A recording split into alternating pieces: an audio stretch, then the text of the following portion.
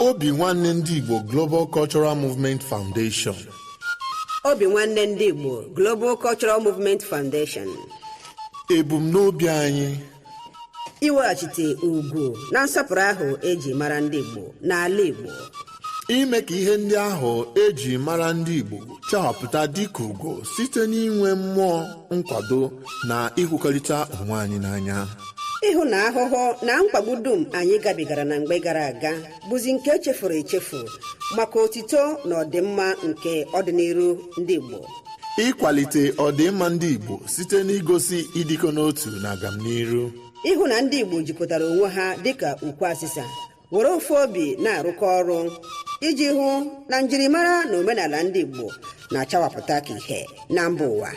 Ịkpọlitekwa mmụọ ndị Igbo ka obi sie ha ike ma na-anụ ha ọkụ n'inwetazu ebumnobi ha dị mma maka ọdịmma ndị Igbo n'ala Igbo.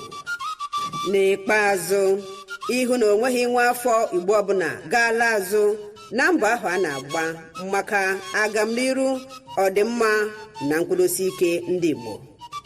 Maka ajụjụ na ihe ndị ọzọ ịchọrọ ịmata gbasara ebumnobi anyị, kpọọ Director nwa Chineke Okechukwu Ugwu na mba Ukraine na akara nọmba +380 975 221413. Obinwannem Global Radio, promoting the culture and traditions of Igbo nation. Obinwannem Global Radio, the unity of culture of Igbo nation.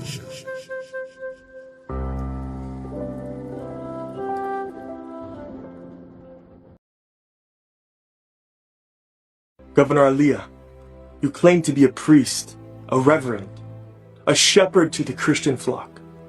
Yet which shepherd allows his own sheep to be slaughtered? Which shepherd doesn't use his rod and his staff to guide, to protect his own sheep? You yourself to the world said that in my state of Benue, there is no religious, ethnic, racial, national, or state genocide. You directly reject the truth of what is happening all across Nigeria. And just yesterday, they massacred 12 more Christians in Turan of Kwande. Where are you? Why is there no security defending your people? Why is there no security taking back the land that has been stolen by terrorists for years and years and years? You sit in your governmental home while your own people are being killed. You reject the reality of what they are dealing with. I ask you, Governor Aliyah, where are you? Where is this supposed reverend and priest that should be the one who is defending his flock, who's protecting them from the wolves? Instead, you cast them to the wolves. As a fellow Christian, I have the right biblically. No matter what you do, sir, you cannot remove the Igbo DNA in you. Even in your adopted Kalabari tribe. See how you rose and became a leader, an influential one as that. That's the Igbo greatness speaking. If you like, continue rubbishing the very essence that makes you a sorry Dokubo. You are also the man, the great-great-grandchild of Edi Abale, your powerful warrior ancestor from Abam, Abia State, and nothing can change that. But remember one thing, the fowl that is laughing and pointing at the chicken on the grill should not forget that it will suffer the same fate one day. Dalokwano, akacham. They take bribe. The thing they suit me. As I said, they go promising and the Carlo 100 billion. Promise us also billion. Whether not true, whether not lie, it suit me. Saying they take bribe. As they go to deceive Nande Carlo for prison for Sokoto, so they go give them money. As they take deceive Sunday boom. You know Sunday boom. You know see how they give them money, collect to go. See Yoruba no. See how they give them money, ain't collect to go. How many billion they give them? Build house for them. Doing birthday for them. And I know they say Sunday boom. We not silent. But now the Carlo, I beg make you no silent. Continue your fight. Person they die 2 times. Enough is enough. Enough is enough.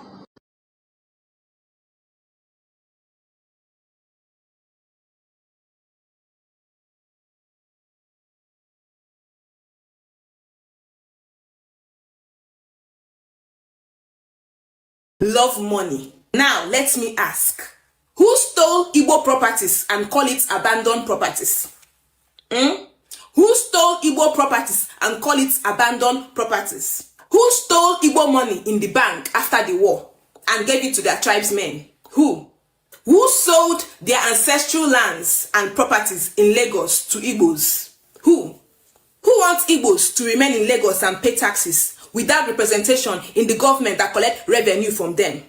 Who are the people blocking Southeast from having their own international airports and cargo seaports? Because they are scared it's going to reduce the income going to the other cargo seaports and international airports.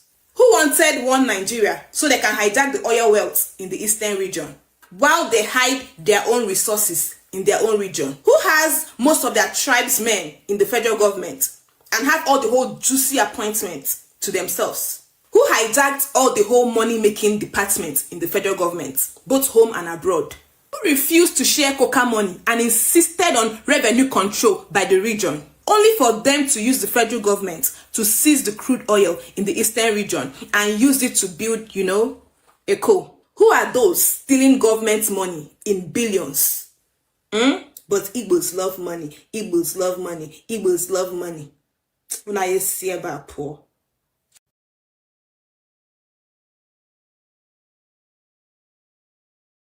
Igbo bi Igbo. Ekele mono. Ife na-achị unu tata bụ na biko invest in the southeast. Invest ya no na southeast ka o wedila anyị na mma. O nwegasị ọtụtụ ife dị iche iche anyị need n'ala Igbo. We need TV stations n'ala Igbo. International TV stations. We need radio stations. Big radio stations. We need more cinemas. I'm an with cinema, but we need more cinemas. More cinemas everywhere, so that our entertainment industry will be bubbling. We need more libraries. More libraries everywhere, every nook, every corner. More libraries. We need leisure parks. We need transport systems. We need factories, industries, companies everywhere. We need train stations. We need modern facilities, reconstruction of old buildings, good transport systems, good roads, malls. We need arena, big arena for concerts. We need big stadium, international stadiums. We need technology hubs, tech hubs, n'ala Igbo. We also need modern bridges and tunnels, modern ones. Igbo, let's focus on developing the southeast, because at the end of the day, no place like home. No place like home. Ala Igbo bubani. Let us invest in Ala Igbo. Dela our future generation nama, our children nama.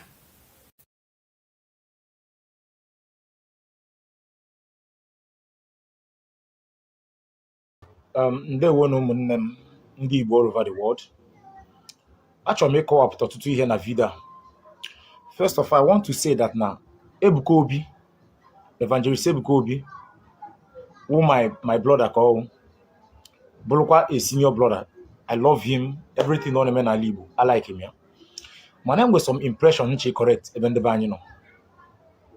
You see, the reason why I JJ church, the reason I go Kabloma miracle. It is called the house of God. Not Eban receive miracle. Even Jesus could say, nobody here Jachia, nobody here Jachia Maka miracle. They got him with the ordinary cons of God, not the book of Matthew.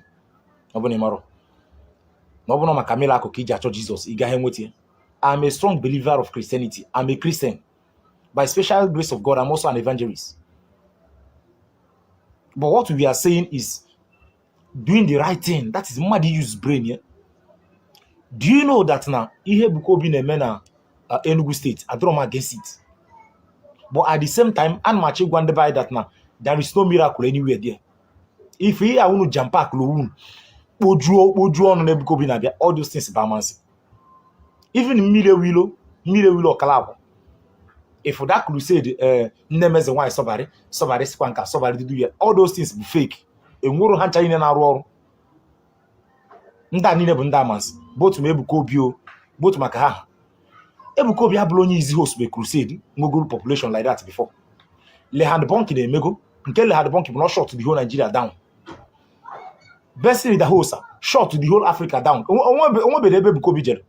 ebekwa nke Ebuka Obi rugo mbaka mgbe nke ya ebe niile gwogwogwogwogwo ọkụ na-elele mgbe nke ya mmiri ewule ebidokwana nke omenala gidi Mathias Eziaka ebidokwa nke ya gbawara all those things anyị mechee onwere ebe odu anyị eje n'ala Igbo ka anyị gwa na nwaanyị eziokwu anything miracle anything ka agada ndị mmadụ ka enwe hearing na all those things bụ rubbish.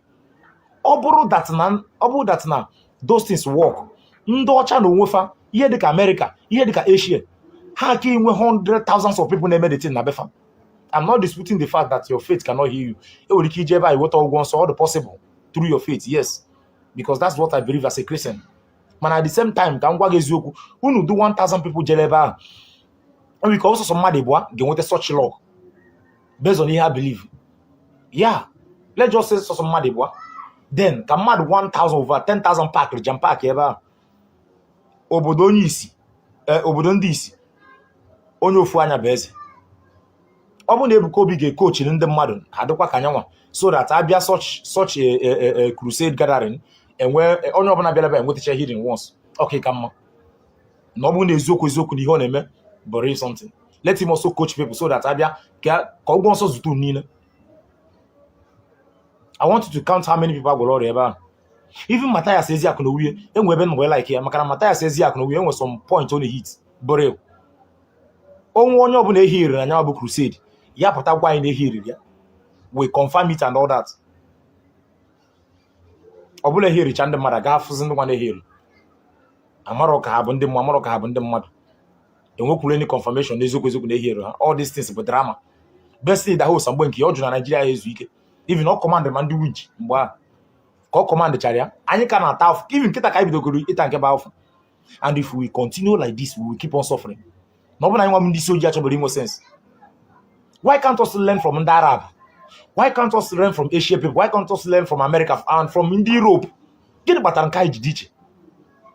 Are you seeing such a thing done anywhere in the world? Even with ọgwụ anyị ma ekpere anyị ma ihe niile ịma na ọ nwere obodo ị ga-eje si n'Igbo Nigeria ma adịsef na Nigeria na-exist. Anyị esoghị na world power when it comes on military strength. Anyị esoghị na world power when it comes on economic strength. Anyị esoghị na world power when it comes on health ịgwọ ọrịa. Anyị nwere nke anyị si eso still na ba anyị ka a na-eko buga ihe a niile ikwu okwu. Some people apụta online kpọba gị because n'iche ịgwa ha eziokwu they will just come online and be insulting you. I'm going to tell you eziokwu. I'm a strong believer of Christianity. I'm a Catholic person. I'm a Catholic adachọ mmadụ achọ. I dey mad vat. Ana m enye ego na my own church na enwe project enwe. I'm also contribute. Onwe nsi ya enwekwana ndị ụka ego. Mana anyị na-atụ ego n'ụlọ ụka anyị for something like a project I know ya ka anyị ime nwere eme. Ebuka Obi is welcome in Enugu State. Enugu State is my own state. He is welcome. I welcome very, very well. But at the same time, let him tell our people there that ihe niile na-emebe enwekwe bodu anyeje. Akpọ protest ka a ga-esi ma Igbo ka ọ dị mma hapụta. Akpọ protest ka a ga-esi challenge the government hapụta. Ịpụta na-atụ ụjọ egbuo gị nwụọ. Stampik mere ebe ahụ niile park Lowun na Enugu State. Ọ na mmadụ agaghị anwụ. Ofu ugboro ka mmadụ na-anwụ. Ị na-anwụ nwụọ.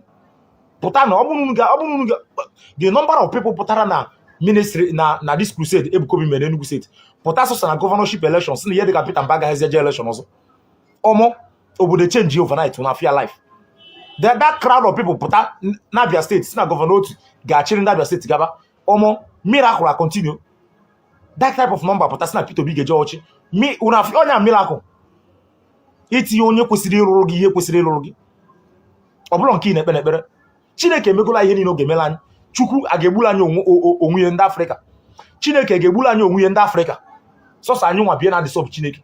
Sọsọ Afrịka kacha disturb Chineke n'ụwa niile. Onye ego gị mineral resources, onye ego gị ezigbote ndị kwesịrị ichi gị, nye gị ihe niile. Pụtazie mụọ ọgụ deten n'ụpụta ya, echere ka ndị ajọ mmadụ na suppress gị. Ị na-agbagharịzi na-achọ African people na-achọ ebe ya ka dịrị ha izi. America niile na-agbaga bụ mmadụ nụtara ọgụ America. Ọ ndị youth ha nụtara ọgụ ya. Europe na-agbaga bụ their ancestors nụtara ọgụ Europe ọma mma. Gị nwa na-ekpezi ekpere ka iwetezi visa jebe ebe a. Chineke na-ajụ gịnị meziri obodo nke gị? Gịnị mere ike ha nụta nke gị ọrụ mmadụ ka ịbụ? Emeje na-atụ ndị ọcha aka ndị ọcha mekwa anyị nka onwe ya ọcha mere gị we are all in short achọghị ịkpọ mmadụ iyi. Ka ịkpa agwa ka ndị nwe sense. So I'm still calling on religious men, lead and protest. Igbo, ekele m unu ọlọlọ Nneka Chimeze na-ekwu aka na-ewetara unu ọnọdụ Igbo. Tata bụ ụka ka anyị kwute okwu ihe gbasara ụka dịka otu wee metụta ndị Igbo. Ụka bụ ihe mara mma. Ịnabata Kraịst bụ nnukwu ihe na-enye ọṅụ, ihe na-enye nzọpụta n'eziokwu na n'ezi asụsụ. Ọ bụ onye na-ama ha maka Kraịst, ị na-anụ aha Kraịst na ntị, ị nabatabeghị Kraịst, Kraịst anabata gị n'ime ya.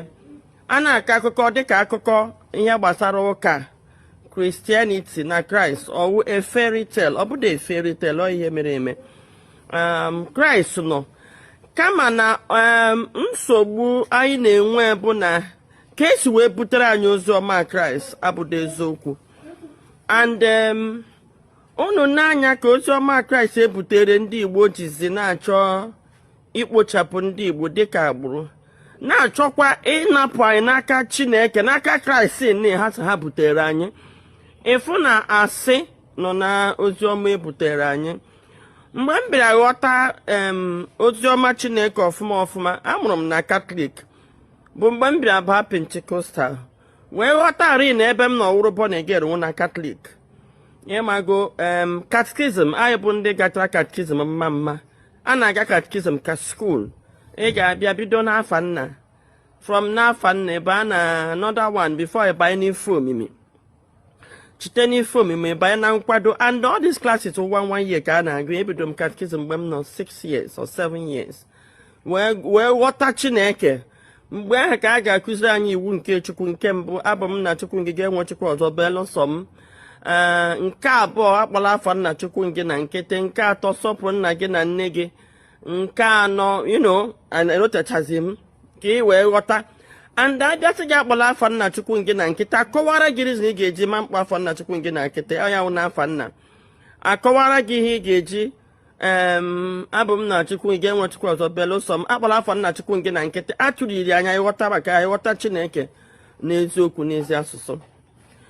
Mgbe e butere anyị religion, adị m sure na enwere a kind of colonial conquest attached to it. Yes, enwere a kind of, because ote ha ji haji ụka anụnwa na ụnụ ma ama na ịga study a Bible ọfụma, gụọ Bible ọfụma, ghọta Bible. Odo oge anya na Doctrines and Dogma eji echekwa ndị ụka taa anọghị na Bible. Quote me. Kpọta onye ọbụla, kpọta any bishop, kpọta any father, kpọta any pastor. M ga-eme ha engage na this argument ma merie. Gaa wepụta ihe eje na dogma ndị Catholic, wepụta Bible. 90% of ihe na dogma nọ na Bible. I challenge anybody to this argument. Gị ga-wepụta doctrine ndị Anglican na nke ndị Pentecostal niile ha ji efe doctrine a ha dere. 90% ya nọ na Bible. Then depụta omenala Igbo niile, usoro Igbo ji eme ihe, 95% ya nọ na Bible. Nya m na-ajụzi onye na-aghọrọ ibie in this aspect. Wee ghọta na by church wu a business. Ịma na onye bido business gị nwe your the company's rules and regulation, company's ethics. And it differs from company to company. It na school, and where school rules and regulation, it also differs. Ota akwoje dị na church. Church ọbụla ha mere ndị mere establish for a reason. For instance, ndị Roman Catholic show no she from Rome. O should from Israel. Jesus was in Israel. N'Israel ka amụrụ ya. Most of his teachings were in Israel. Ọ got Rome. Ọ got Britain. And ihe ndị ọ na-akụzikwa na Jewish language ka edere ya, ọwụdụ na Italian language, ọwụdụ na Latin ka edere ya. And then Bible mere ka anyị mata na Jesus Christ a na-ekwu ya kpatara ndị ma ndị Israel anaghị akpọ Jesus ụta isi akpọ Jesus,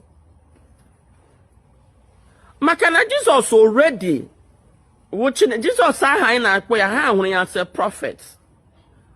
Mana Jesus bụ mmụọ nsọ Chineke, which ha recognize the Holy Spirit more than ha recognize Jesus. So ihe ndị Israel hụrụ Jesus Christ wụ the Holy Spirit of God. And ile anya na Bible mgbe a na-eko ụwa sị, in the beginning was God, and God was with in the beginning was the Word, and the Word was God, and the Word was with God. In him all creations were made. So onye go say na Christ adibugo adwago re. Christ bidoro with Chineke. Christ is the Holy Spirit Chineke na-eji eme ihe. Chineke chizi ozi, ya zi Christ bụ onye ọ na-ezi actually. So ndị Israel ahụrụ Christ asị ihe bịara na Christ na-abịakwa dịka Melchizedek. Egochikwa na Melchizedek wụ Christ bịakwa at a time obodo na-agbakwara ya bịa se king. Bịa hazie ihe mgbe nke wụ na sọsọ ya wụ onye Abraham kwụrụ tithe 10% of his exploits. And ekwu na Melchizedek enwede mbido, enwede onye ma otu o siri, enwedekwana onye ma otu o siri pụọ. Ya wụkwa na Chineke na-ezite Christ intermediary. Ịgụọ Bible ọfụma cool down ghọta, and enwe ka ị ga-eji wee gụnwa Bible ghọta Bible. Chineke ndị Holy Spirit eji aghọta Bible deeply. Enwe ndị ga-abịa sị na ihe otu ihe echede ya ụdọ otu o si mee, no, otu o si mee kama na Holy Spirit ga-eji deeper understanding. Ọ ga-awụkwa in the same format, mana ọ ga-awụ a deeper understanding of ihe a na-ede. Ile anya ụfọdụ ndị na-anụ Bethel na-akpọ Bethel, ga m gaa na Bethel. Kedu ka Bethel si wee bịa? Bethel wụ ebe Jesus Christ bịagidere Jacob, ha agba mgba ebe a ka Jacob nọ wee nwee dislocation n'ukwu ya. Till today ndị Israel ndị eri ukwu anụ because of that dislocation Jacob nwere. After ha lụchara ọga, Jacob wee sị na ebe a ka ya na Chineke gbara mgba, o wee wuoro Chineke altar ebe anwa. Etu a ka Bethel si wee bịa. Ebe ahụ ka altar Jacob na ebe ahụ ka ọ na-efe Chineke. So then mgbe mwe Israel na-apụ from Egypt, akwụ na enwere mmụọ ozi nọ ha n'ihu na edo ha. And mmụọ ozi ahụ ihe na-echa Moses ikike mgbe ọ na-ekewa mmiri na mgbe ọ na-eme ọtụtụ ihe. Okay, ka m ji wee kọwacha ihe niile ndị a. Ọ bụrụ na 95% of omenala nọ na Bible, then ha bịa butere anyị chọọchị kagbuziri omenala anya. Omenala ole ndị ka a na-emezi? Onye ka anyị na-efezi through these church doctrines? Maka ihe m ji na-aja ajụjụ a bụ na ndị Igbo niile awọla Christians. Ka m jụọ elu oke anyị ketere as Christians. Because if you say our religion should bond us. N'ala Igbo, our cultural language and tradition is what binds us. Nene ndị ọcha bịa werezie chọọchị werezie anyị na-efezi n'elu. Anyị ejighị culture, anyị ejighị religion, our traditional religion. Anyị ejikwa nke nwana ha butere anyị because a na-egbu anyị, ndị nwana butere anyị ihe anyị na ha kwesịrị ịdị bonded na ndị atụpụrụ anyị ọnụ. Ile anyị ugbu a na ndị Islam na-akwadị take all over the world. Ebe ọ bụla imetụ onye otu ha ka ha niile elite. Because they are bonded by that culture, that God. Islamic doctrine carry recognize Chineke carry Christian doctrines and dogmas. Islamic doctrine carry recognize Chineke carry church because they doctored the Bible. Ha tụgharịrị ihe niile isi. Ịgwa gị eziokwu onye ọbụla chọrọ igwe onwe ya eziokwu. Maka ihe nji ekwu ihe a na Christianity is going into extinction. Just like our asụsụ anyị na omenala, because Christianity bịa corrupt omenala anyị, kagbuo ya, nutuo ya. Ọ dị ka ụlọ arụ na-arụ wuo a strong foundation, mana abịa pịa ya, pịata owuarịa a foundation na-esighị ike. That is ndị Igbo, we are standing on a foundation that is not solid. And ya ka ikuku bịa na-ebusasa ya, ikuku bịa ya bụrụ zinc, ikuku bịa ya bụrụ door, bụrụ window. Ọ ihe na-eme anyị now. And again, marakwa mana ndị ụka anụnwa mara ama nọ mmadụ ga na-abịara ụnụ chọọchị. Na chọọchị ndị mmadụ ewere nwayọọ na-emechichi na chọọchị, mana ndị chọọchị adịghị recognize, ọkachasị ndị Catholic na ndị ọkachasị Orthodox wee ebe anyị mere embrace. Na ebe ọ bụzi anyị agụ ụgbọ wee ebe anyị na-amaghị otu nwaanyị ọsa, then they carry me go where I know no. Religion na chọọchị, ọ bụrụ religion, chọọchị bụzi ndị Igbo aga ebe anyị na-amaghị. Adịboghị Okebiri, nke Deeper Life. ekebiri nke winners ekebiri ụta ka echi ndị ofe mana na-achọ colonize ndị Igbo in fact ha colonize wagwa through church nke ha na-emere onwe ha establish. So mgbe na-agwa ndị oke ma a na-ekwu ka etinye ọnụ n'ihe a correct ihe ya adị ha ka na-achọ ka ha mention church mgbe na-achọ ma ị na ha achọ oge emesi because people are realizing na eziokwu adịghị na doctor ọnwụ na eziokwu adịghị na Chineke ma ọnwụ na eziokwu adịghị na iso Christ mana eziokwu adịghị na churches is different from Christ.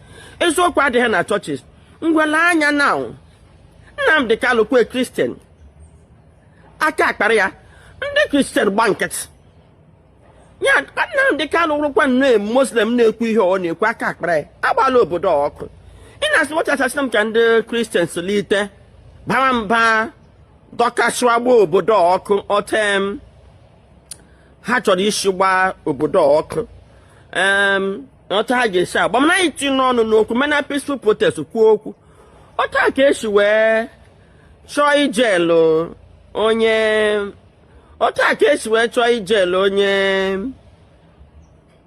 Hausa amaghị ikpe ọnwụ Christian ndị bishọp niile gba nkịtị ndị ụka niile gba nkịtị ihe ọzọ bishọp Kuka mere ya ga na bishọp Matthew Kuka kwe ya ga na appointment na-edepend ogbugbu ndị Muslim na-egbuchi Christians.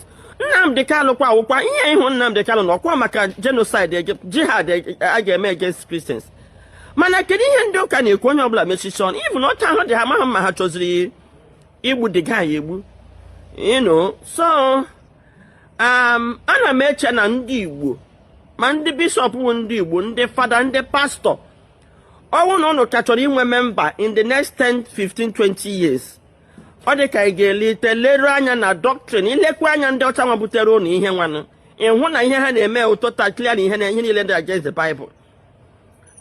Na Britain now ha eme na approve gay marriage bishop pope nwekwe ka o si wee mechi mee approve amadị m ma ọwụ nne ma ọwachi gay marriage ile anya ha na-eme embrace polygamy ha bụkwa na ha ndị alụ nwaanyị divorce alụ onye ka gị gaa na Britain ma ọwa America hụ nwaanyị na nwoke na-alụzibedo nwaanyị ise mana alụ divorce mana abịa n'ụlọ ebe a nwoke lụọ nwaanyị la nwunye ya gbasa asụ nwoke alụkwala dị ọdọ ya nwaanyị alụkwala what kind of nonsense is that?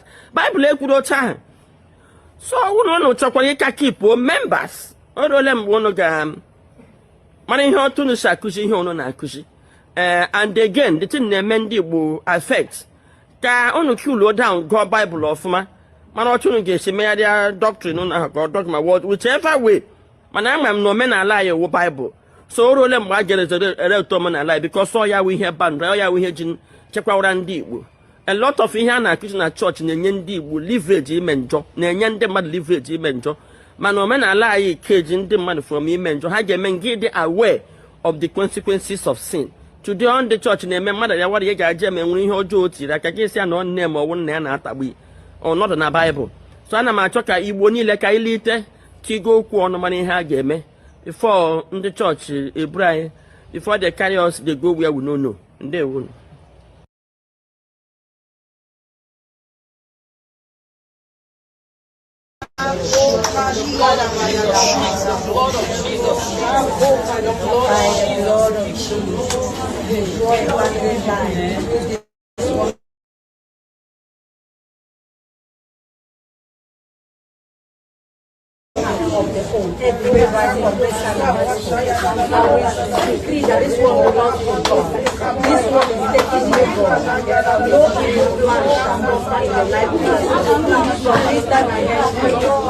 Get out in the name of Jesus. Get out in the name of Jesus. The name of everyone.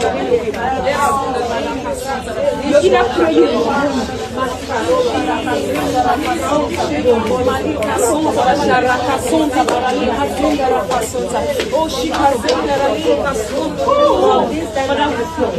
She's big life in the family. She's big life everywhere.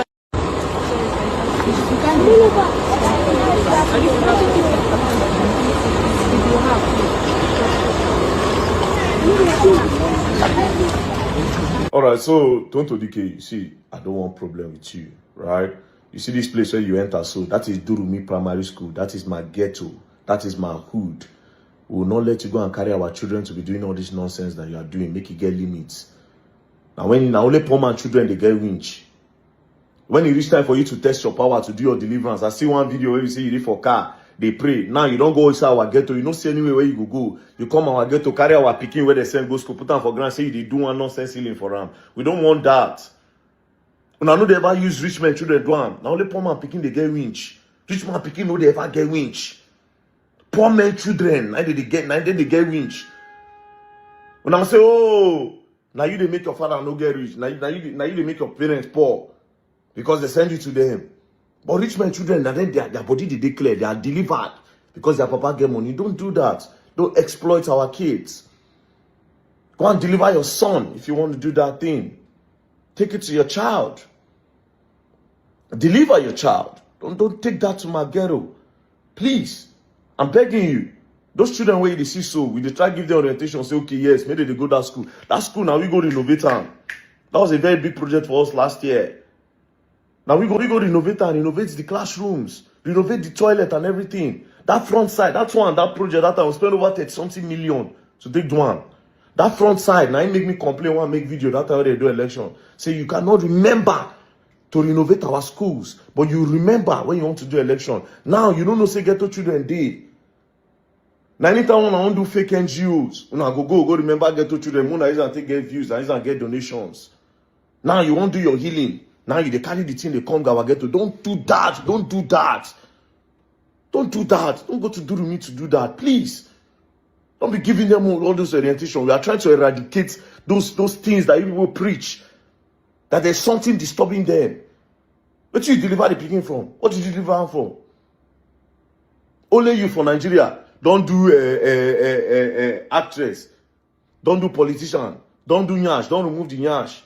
Don't do APC. Don't do this one. Don't do former deputy governor for campaign. Now God call you. And as God call you, you know see rich men children. I beg, leave us. The thing I want you to do now, if you can do it for them, is to create awareness for the children in that hood. Create awareness for them so that they can have a better life. Don't do this with our kids. And I'm not joking. For real though. You don't God call you. Don't apologize for the group chat. The group chat that you people created to frame Naira Marley and do all those things that you people did. Did you apologize for that? Me and you, we did court because I want show power. If nobody say the case no go the way I want. Now she say yes, now neck the press. Have you apologized for the group chat? Have you people apologized for what you did to Naira Marley? Have you apologized for that? No go our ghetto with that thing, I beg. Rich men picking children today, they get winch. Go deliver your son. If you want to do all these things, take it to your child. Don't bring it to my ghetto. Thank you very much. Peace and love, don't play. If you play, you're going to learn and you will learn the hard way. For real, don't play. Are saying that Igbos are supporting Israel and America. They think they are from Israel. While some people are saying that Igbos are supporting America and Israel because they think they are going to give them Biafra. No, baby, that's not the reason.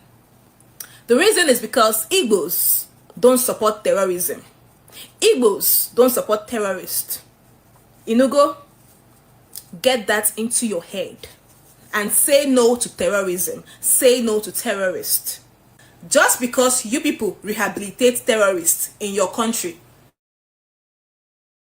does not mean others be lenient with terrorists. Rehabilitate your peace. Let serious countries deal with terrorists how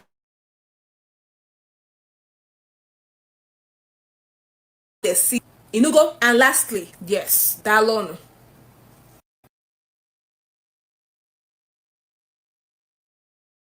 This is an update coming from Mazinville court sitting today, being the 27th of a first sentence by Justice James Omotosho on the 20th of November 2025.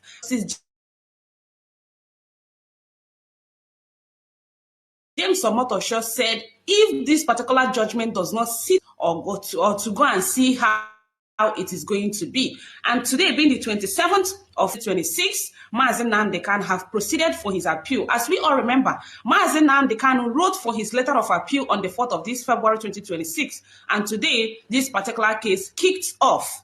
According to the information we are getting, they say that Mazi Nnamdi Kanu did not appear in person at the appeal court today, but his lawyers represented him and they did absolutely well. I'm going to read out the news the way it is written for you to hear how the court proceedings went on. You know, Mazi Nnamdi Kanu's lawyers are still standing on that this particular judgment passed by Justice James Omotosho will not stand because it is not proper. According to them, they say that Mazi Nnamdi Kanu was sentenced to life imprisonment with a repealed law, which everybody knows that repealed law does not stand because it is dead and buried. There is nobody that is supposed to be judged with a repealed law. But in the other way around, Mazi Nnamdi Kanu was sentenced to life imprisonment with a repealed law that has been scrapped out within the Nigerian judicial system. So I'm going to read out the way it is, the way the court sitting went on today, being the 27th of February 2026. According to the news, breaking news, Mazi Nnamdi Kanu court update. The legal battle surrounding Mazi Nnamdi Kanu continues today as proceedings linked to his appeal move forward within Nigeria's judicial system. According to what I told you people, I said today is the day that Mazi Nnamdi Kanu appeal court proceedings kicked off. But Mazi Nnamdi Kanu was not there in presence. According to the news, they said that his lawyers represented him and they did absolutely well. I continue. Following the conviction of Mazi Nnamdi Kanu on the November 20th, 2025, and transferred to Sokoto Correctional Center, Kanu's legal team remains actively pursuing legal remedies aimed at overturning the life sentence imposed on him. That particular day that Justice James Omotosho gave Mazi Nnamdi Kanu life imprisonment, everybody saw how it is. Everybody know that that is a repealed law, and everybody stood on the ground that this particular thing is supposed to be scrapped out because that is repealed law. A repealed law is not supposed to be used to sentence anybody, no matter who the person is. It's not supposed to be used to be sentenced the person to life imprisonment. But in the other way around, it was used on Mazi Nnamdi Kanu that warranted this particular appeal process that is going on right now. And I want to use this particular opportunity to tell all well-meaning Nigerians to stand up for this particular case because it is very, very important. It is Mazi Nnamdi Kanu today. It can be another person tomorrow. Think about it. When a man that is fighting for freedom is being sentenced to life imprisonment with a repealed law, something that is no longer in the judicial system, something that has been taken away decades, something that have been taken away years past, but because he is fighting for freedom, he decided to take away his part from Nigeria. That is the reason why they brought this particular law in order to use it to sentence this man to life imprisonment that warranted this particular appeal process that is going on. So everybody, all well-meaning Nigerian, all well-meaning Biafrans should stand up for this particular case because it is very, very important. It can be Afambo Dr. Law Mefo, Commissioner for Information, Anambra State. Apokalemu na ekwente na ajụ ife gbasalo ife ndị obodo ga-eme n'ife gbasalo iwu ofo ma ife gbasalo agụ na-eche mba ma ife gbasalo Operation Udo ga-achị ka mmetụ ife na-abụ na ịtọ aka ebe a ya enye aka. Nke mbụ bụ na yes, enwe new law, and the new law afọ Anambra State Homeland Security Law 2025. It was signed into force by the Executive Governor of Anambra State, Professor Chukwuma Charles Oludo, CFR, on the 18th of January 2025. Iwu a bụ ka anyị ga-enwe ike idozitekwa Anambra, where it has to do with security. Unumana n'oge gara aga ife gbasara insecurity na Anambra ọpụkwazi efulu dịzi aka na ọbụrụzi Anambra ka a na-ekwu maka ya. Ọ na-aba n'ụgbọ ajọ ọsọ agba ya ajọ egbe. Soludo and his government we decided to change gears n'ife gbasara insecurity. Ka mbido na nke ndị President General every town, I do 179 towns na Anambra State. We call them communities. Communities need now we got President General. President General law bona nwere ọlụ ya dị ụzọ na-abụ. Nke mbụ nọ ya nwa bụ the head of operations na his own community. Nke abụọ bụ na all the hotels then obodie we now receive daily reports on the lodgers ka amalụ ndị dị gị fanwa na process nyanwa process to the local government chairman ndị anyị na-akpọzi mayor kịta. Nke abụọ bụkwa na ife gbasara tenants be na community. President General must make sure na every tenant be na the community. I make sure na mandefable. Even though you want about profiling, he has to ensure that every tenant na ma onye obo. Onye eziokwu na landlord bụ onye ya eme ka iwu si ga-ekwu. Mana nyanwa bụ onye ya na-akọ akwụkwọ niile ahụ. Governor Soludo achọrọ ka any President General ma any community na any tenant ego si na oke ebe eme profile fa maka ni print o form wee nye mmadụ ka ofe ile ka ịmala onye ọ bụ. Ụfọdụ na 1000, ụfọdụ na 1005, o nwekwu ndị na 5000. Ego niile ahụ na gọvanọ sisi kwụsị ya na-anazi na ego. Nke a bụ nke gbasara communities and the President General. Then landlords ma la amalụ na onye ọbụla bi na your house na-abụrụ nwa gị need i-profile onye anwa. Ihe idea na-ata President General form file ifili sie na ndị anwa bi na be gị ya efilu form ifili sie chili achichiri alụ the President General nyanwa mazi ebe o ya ewejie. O nwega akụkọ na-adọrọ mma lusi inyi anyị na-anụ. Onwe ndị na-jizi ife akpa ego eje abata n'ofu ụlọ ana nwoke ego ka o wee file form, ana nwaanyị ego ka o wee file form. Ya bụ di na nwunye efile form na-abụ n'ofu ime ụlọ ife ụlọ nwe ka ọ dị. Ife abụzi ori ka ụfọdụ ji ife ezu. Onye a report alụ ya enwe nnukwu nsogbu with government. Nke ịtọ nchọ ka mmetụ aka bụ na achọ ka anyị chamalụ na onwere mgbe Gọvanọ Soludo ma his government ma the new law ji wee sị na na-enwezi traditional worshipers na Anambra. Ọ bụrụ eziokwu. Ife iwu a na-ekwu bụ onye ọbụla dị fake native doctor iwu a jie you mean na you are a 419 native doctor. You are obtaining by tricks. It's a criminal offense. You're a criminal. If we get you, you will go to jail. There is no doubt about that. Then, ndị na-agwọ ajọ ọgwụ, ọ bụrụ omenala, ọ bụrụ traditional worship, ọ bụrụ Igbo traditional religion. Mmadụ ejizi na dị ihe anwa wee blackmail anyị. Onye ọbụla na-agwọ ajọ ọgwụ, ọ bụrụ Igbo religion ka ọ bụ, ọ bụrụ Igbo traditional worship ka ọ bụ. Ka nye gị examples of ụdị ife anyị na-akpọ ajọ ọgwụ iwu n'ụwa ji oke ite. Kwe na-agwọ oke ite isi na oke ite na agwọrọ anya enidizi ịlụ ọlụ ego abụrụ nsị ọbagụ ego abụrụ atụlụtara ọkwa ya. Aka patagịbụ eze kudere kwuo echi gị ọzọ. And oke ite itself is criminalized now. Nke a bilukwa gị ebile na ntị. It is criminalized na ọ bụrụ na agwọ oke ite ịnọ na nsogbu. Many traditional native doctors now go kite. Akajifa keta, follow with us. And after investigation, once we confirm things we suspect, we charge them to court. This is very clear. So only na go kite. Na go mankuru na po udua kommili awele. Only na go ifeni na hanchani ne iwuji ekita o. Nke ọzọ bụ ndị na-agwọ ajọ ọgwụ. Onwe ndị na-agwọ ule ntite. Onwe ndị na-agwọ eko afọ. Onwe ndị na-agwọ ụkwara nta. Onwe ndị na-agwọ ụmụka nke ọgwụ iji wee destroy people na our communities. I will tell you, if we get you, you will ever regret being a native doctor. You can see the categories of native doctors we are looking for. So number genuine native doctors, or any genuine native doctor that should be afraid of this new law, more agone chamber, more operation Udogachi. Imala may be a genuine native doctor.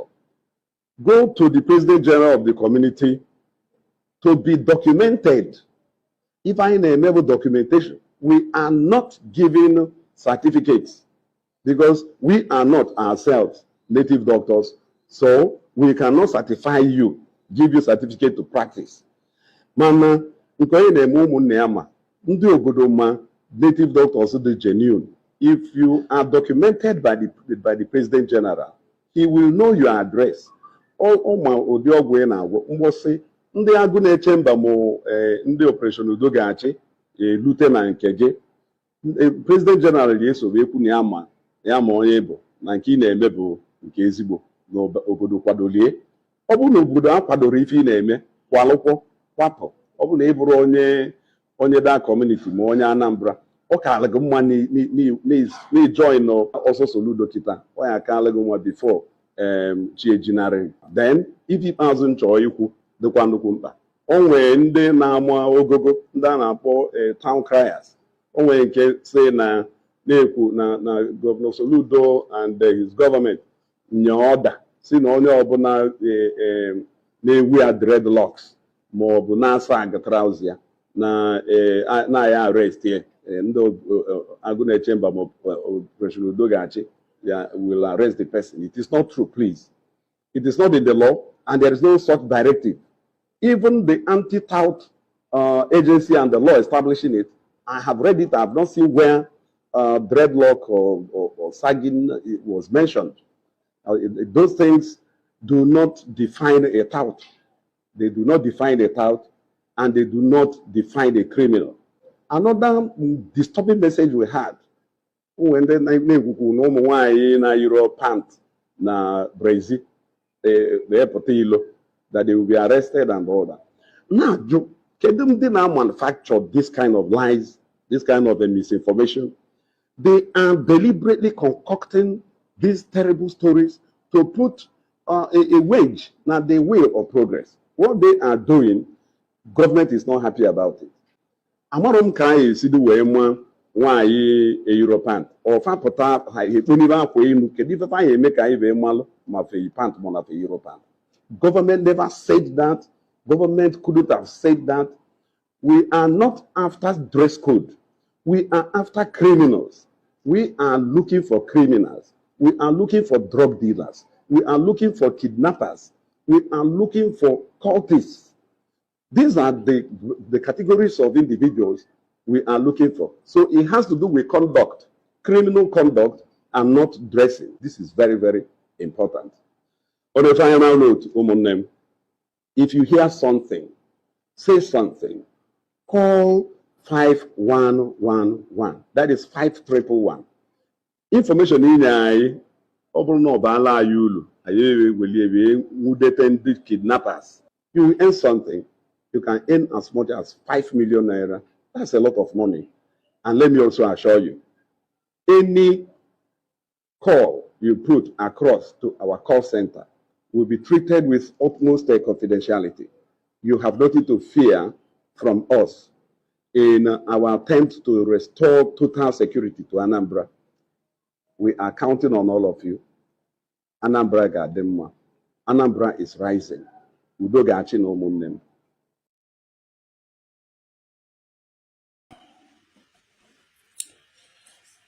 Omokamere nwoke, omokamere nwanyị. Achọrọ m ikwu okwu gbasara Fada Mbaka na Ebuka Obi. Ihe na-aga everywhere. Na ofu advice m ga-enye everybody bụ onye akparịkwa na Fada Mbaka. Ọ bụrụ na ị na-eme nkofu, ọ na-enwere ihe na-eme gị n'isi, onye akparịkwa na Fada Mbaka. Maka na ị gaghị agba n'ịdị egwu, ị gaghị eme n'ihe nọ na ya. Ya ogo no egbeje doji ya n'azụ ụlọ ịkparị ya Fada Mbaka. a ga-edictate the yazu uno the particular uno mgbọtụ ahụ noise mgbari ahụ si ya pụta. Nwanne onye ọwana ga respect ya onwe ya anaghị amụ aka. Obodo nọ na ya wụ Germany wụ Catholic and Evangelist. It's a Christian country. And we're everywhere Catholic dey everywhere. So agaha manaha amaka. One day jaha no someone Catholic yogo. And the jaha so ni na Catholic na bale a Catholic priest. Ige ha so ni we na bale a Catholic priest. Ono ni no na social media na bale Fada Mbaka. Ebe ka afa ono de. Ka ebe amwere ono. Nwanne mehe na eme agwago your birth certificate ma nwehe either na amwere gị na Catholic or na amwere gị na Anglican or na amwere gị na omenala.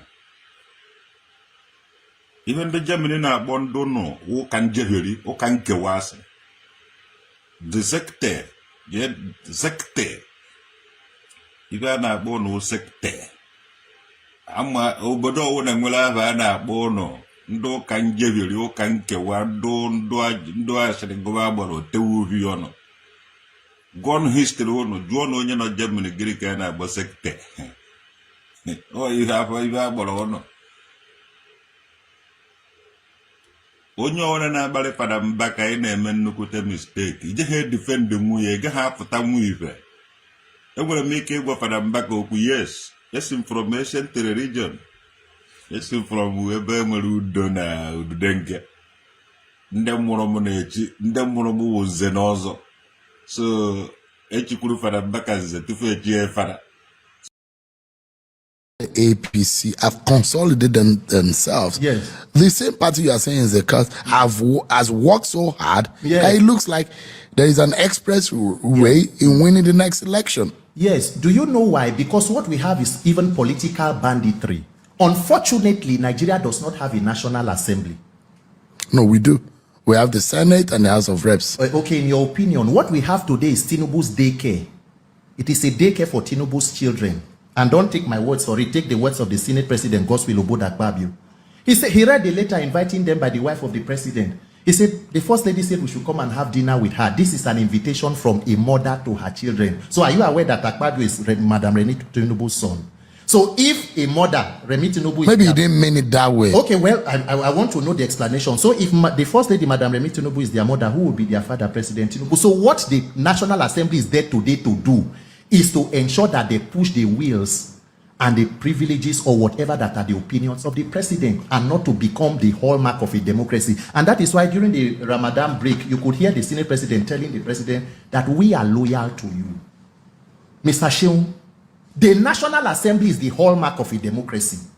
A person, an institution that should carry out oversight over other arms of government, see themselves as children of the head of the executive arm of government. So who is going to carry out oversight? Children oversighting their parents? So that is where Nigeria is today. Government in Nigeria has become outsourced. So in Nigeria today, the US is helping the Nigerian government to fight insecurity. France is helping Nigeria to collect taxes. Then President Tinubu, the commander-in-chief, is overseeing defections from the other parties to APC.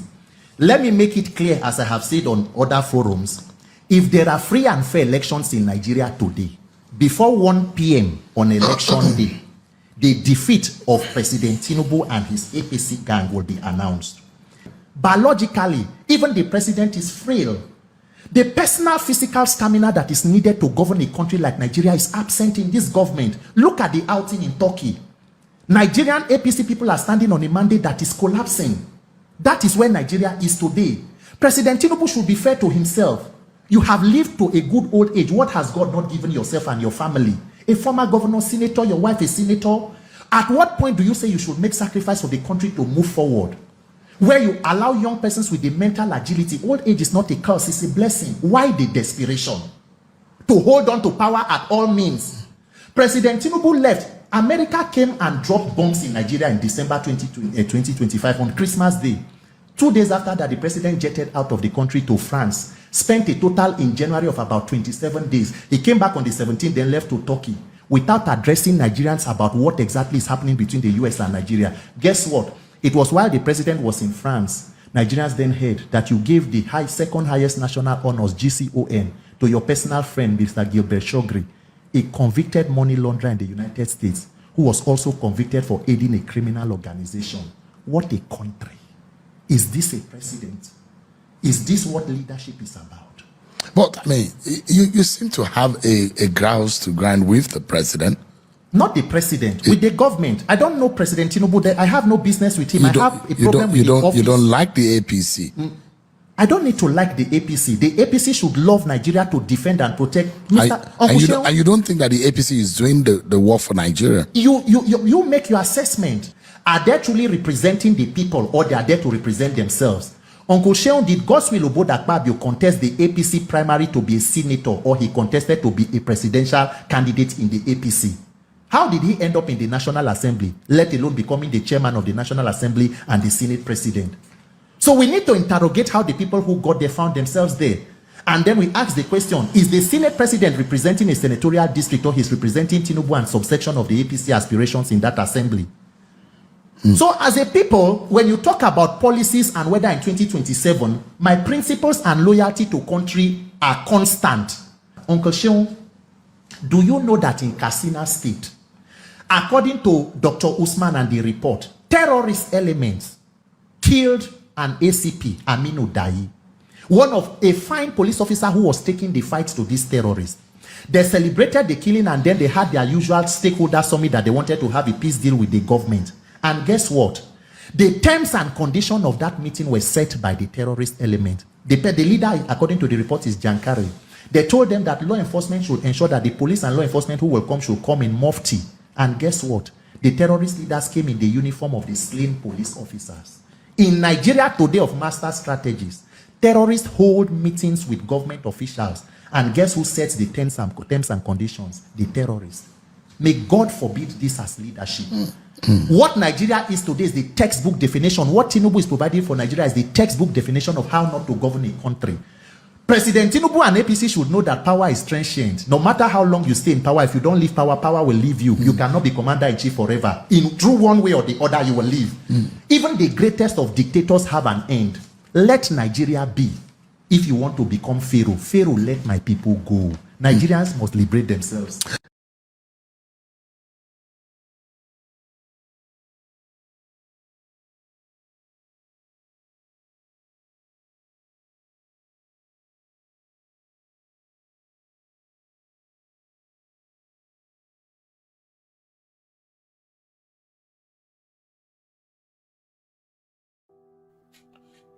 I am the Managing Director of OWIX and OWIX Nigerian Limited. For years, I have worked hard to secure a $64 million international contract. A deal that would have changed not just my life, but created opportunities for many Nigerians. The contract was signed and the funds secured by LC were sent through Zenith Bank, Nigerian PLC, after an agreement between my company and Zenith Bank as a paymaster for the guaranteed contract.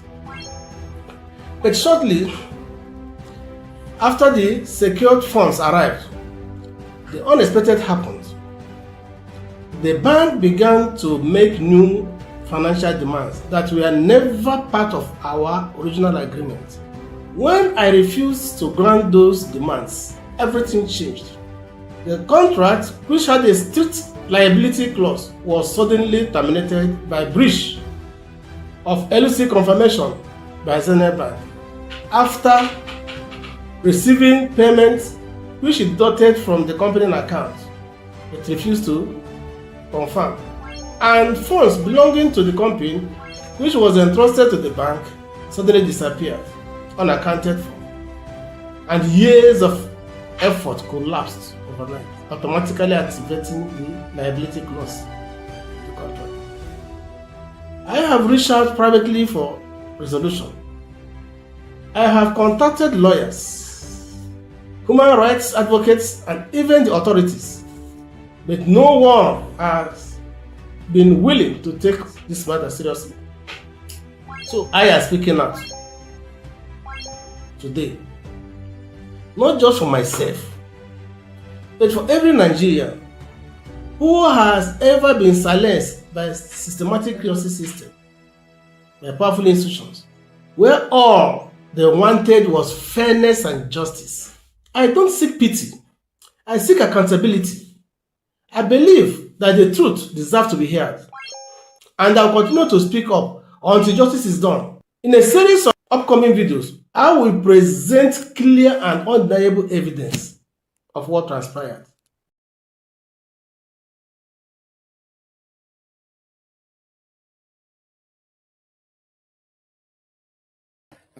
Ekele m ụnụ ọlọlọ Nneka Chimezie na ikwenye na-ewetara ụnụ ọnọdụ Igbo. Ịma na ndị be anyị ekwu m na ihe alụọlọ agha nke rugidere anyị erugido lobie ya to some extent. Agha na-alụzi ụgba nke ime ụlọ. Ndị iro etinyego ọgba aghara n'ime anyị. Anyị nwajizi aka ya alụrụ ha the civil war. Ama na asị na Gowon ukwu na ọnwụ na ya agbada etu aka ndị Igbo dị na ha adịghị passionate about themselves. Na ego ka ha giri alụrụ ha that Biafran war and they would have won. Ịma na Gowon si na agha ha ga-eru 2 weeks. Ọnwụ na ihe ha na-eme ugbu a na ha mere ya mgbe ahụ, they would have succeeded or they might not have succeeded, whichever way. So all that plan ka ha na-eme execute now. Eburu ego a na-expend n'ala Igbo kemgbe 2015 Buhari kwa take over till date. Ọ ụdị ego ahụ eburu gaa obodo oyibo emegide na ya ebe a. Ọwụ ọkụdụ ya ka m ji na-ekwupụrụ Nnamdi Kanu na DOS and his structure ukpu. That structure was solid, at least for now. Nke mmadụ ji bụrụ mmadụ eneche ka hapụ, but for now nke anyị na-ahụ n'anya. Ya ka m ji wee na-eweta ozi a n'ebe Dr. Ngozi Orabaeze na Simon Ekpa na members ha nọ. Echuekwala m ihe ahụ ugbu a na maka na asị na ebe nwatakịrị na ebe akwa na-atụ aka na nne ya gara n'ebe ahụ, nne ya nọ n'ebe ahụ. Ndị Igbo geenụ m ntị ọfụma. Unu chọọ ka lasting peace anyị nwere ugbu a ka na last. Onye Igbo ọbụla lite tinye ọnụ jụba Ngozi Orabaeze ka ọ kọwasịala anyị ihe ọ na-eme ọfụma. Maka ka mmetụ ihe ha na-ekwu analyze, ka mmetụtụ ya analyze ote m ji ghọta ya sụsụ mmadụ put them through. Ngozi Orabaeze nọkọta sị ha na ha enwene Biafran government, prime minister sị ha nọ in exile. Now amadị m otu gọọmenti nọ in exile si gbasa anyị nwa nọ na Nigeria Southeast region according to Nigerian map. On here has Southeast region. So amadị m otu somebody form a government in exile. Amam the connection ha na the Southeast nwere. Then has ha na adọtara Biafra. Ihe mere anyị pop ji wee win the sympathy of ndị Igbo maka na onye sịkwa na onye ọbụla 90% of ndị Igbo anyị chọrọ ịpụ na Nigeria wụda ndị ezoghị ezo. Half of our politicians chọrọ. Some of our politicians na-ekwu okwu ha na-ala azụ ndị na-enwe any business with ala Igbo. Enwe ndị na-enwe ụmụnna anyị na-enwe any business with ala Igbo. Ndị ahụ ụmụ ha efugo. Investment ha niile nọ dị ha mana ụmụ ha ga-alọta ha enwekwana ha ụmụ ebe a mma ha nwụọ na mpa ha enweghị any stake. So ha mechaa politics ha megbu ha akwara nke akụrụ akpa alakwa ụmụ ha. So ndị nke ahụ enwede any stake ya. Mmadụ dịka Benjamin Kalu adịghị m sure na that man nwere any interest n'ala Igbo. Ewetụka na ala Igbo warrior a platform to contest election. Adịghị m sure na that man nwere any interest n'ala Igbo here. So enwere ndị be anyị na-enweghị interest. Ala Igbo wokwara ha ihe eji agbazu ahịa. Na-ele activities Ngozi Orabaeze na Simon Ekpa ya na adị m kwa ha eji ya agbazu ahịa because amadị m otu ị ga-esi asị inwene gọọmenti na exile raise army gịla Nigerian gọọmenti na-ala agha. Amadị m ihe government na another government ji na-ala agha. That's one. Okay, unu na-ala agha. Fine. Agha unu na-alụ na social media ka anyị na-anụ na unu agbagbuola ebe unu agbagbuola ebe a.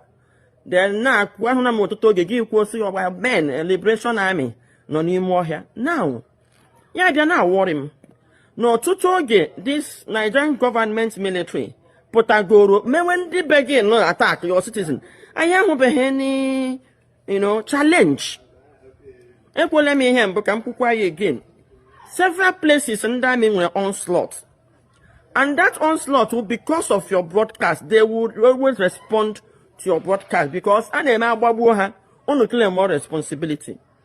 Nke mere ndị Igbo ji na-erelate omume unu to unu relationship because unu nọ n'obodo oyibo kwuo ihe. Village anọtiri gbagbu ha, ha were more tank, mere that village attack, which is wrong.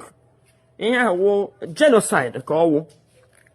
And then abịazie gbawazie ha egbe as onye nwere army, your army kwesịrị ịpụtasị bịa defendezie ndị bụ unu ndị your citizens a na-agba egbe, which anyị anaghị ahụ ya. Ya wee wụrụ na nke a wụ scam to the highest order. Na ọ na-ahụgo Nnamdi Kanu ebuild-go IPOB from nothing to something. Nwewezi ihu ndị Igbo a na-eso ya. Ihe bụ interest wee ego aha a na-atụkọtasị. Na unu mana ndị mmadụ nwee passion, they fanatically about something, they will bring the money.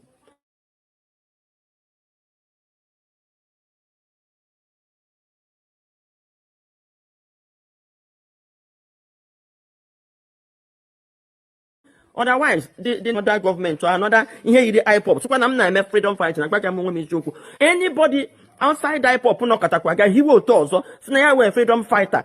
Then now what's the IPOB or we freedom fighter and IPOB and then only have the plate is loyalty to Marginalization the only IPOB no nanga automatically now he cannot run the affairs of IPOB from prison yard or possible. Only problem that in our government the next thing to do, another person will take over the affairs of this organization because it can run after your enemy. Automatically, that the leadership of that to not naka your enemy. Because here Nigerian government need dream which you want to have iron. See an no good tiger your knock. See I'm going here one announcement or game or game hard die on arm. Or you could hang hotel hashiku. Or how Renedo. See I will put a mbadiki. No one could hear daughter. So they practically run this organization from this cell. So for lawyers, Nnamdi Kanu, Mandi Ota Nandi or Biafra na like in the rising sun, and David Nando to answer. Nahane legends in Nnamdi Kanu as their leader while he's in prison. Then now choosing DOS Yano or to ya leadership put ya all the suspicious. How would Nnamdi Kanu as a leader guy in a Hana Noko when Nnamdi Kanu go to prison? And what Hana Mekon Ota Hashiku now. So we had a place to say lawyer to Maka Prazi and Doaka Payano, Aka government Yalianalo. Mangojo Rabez and now name I represent Nnamdi Kanu. Then name all trances. Now blackmail IPOB. So now what the name? Ota Hana walk with someone Hana Nnamdi Kanu, anything harmony, a wage the IPOB. And that is why I'm generic. When what do you name attack and what do you nothing call name at the game? Manankonia name has a Kuru for the more we identify. I may identify as in Connie, like our President Igbo when I said, I not quite as so many, why not quite United Nations Mother Tongue Day. I come not bankem, no not to here, and no Tahaka question here. Then, Dr. Uncle or a better, they come to do good number. Kine me, I want Adamia. Mana, I think na onu kiri in the population of population on Igbo. Nnamdi Kanu na DOS ya galvanize go na ọnọdụ asị na-agba ọkpa gọọmenti ahụ dọwara ego na-achị sọpịsị aka destroy IPOB enwezi ike ịbịa negotiation nwezi ike isi through you na-agba ọkpa. Otherwise, how can somebody Nnamdi Kanu say the loyal to na-ewere ya na-arị but ndị mmadụ hụ hala Nnamdi Kanu ọbụla ha hụrụ etiri Nnamdi Kanu akpọ Nnamdi Kanu ha believe na onye niile ewu otu ha asomunu. So Nnamdi Kanu kwuo so no more sit at home unu abịa kwuo sit at home and then get ikwe na the struggle. So already the war have already started in our backyard. Then gị were ndị army send the liberation army tige n'ime ọhịa ha nọkọta ha buru egbe pụta kwuo okwu enwe ebe ha na okwuchi okwu Nigerian army eburu more tank gadi agaga nwu the village ọ ga-apụtazie you will be nowhere to be found.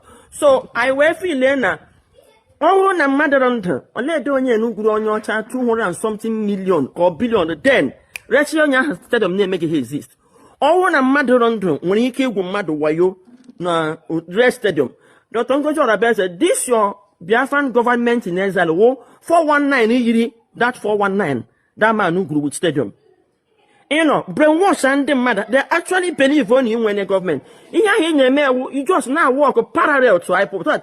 Any day actually went in here on me. Yeah, one or daughter. I have one letter in a parade and you say,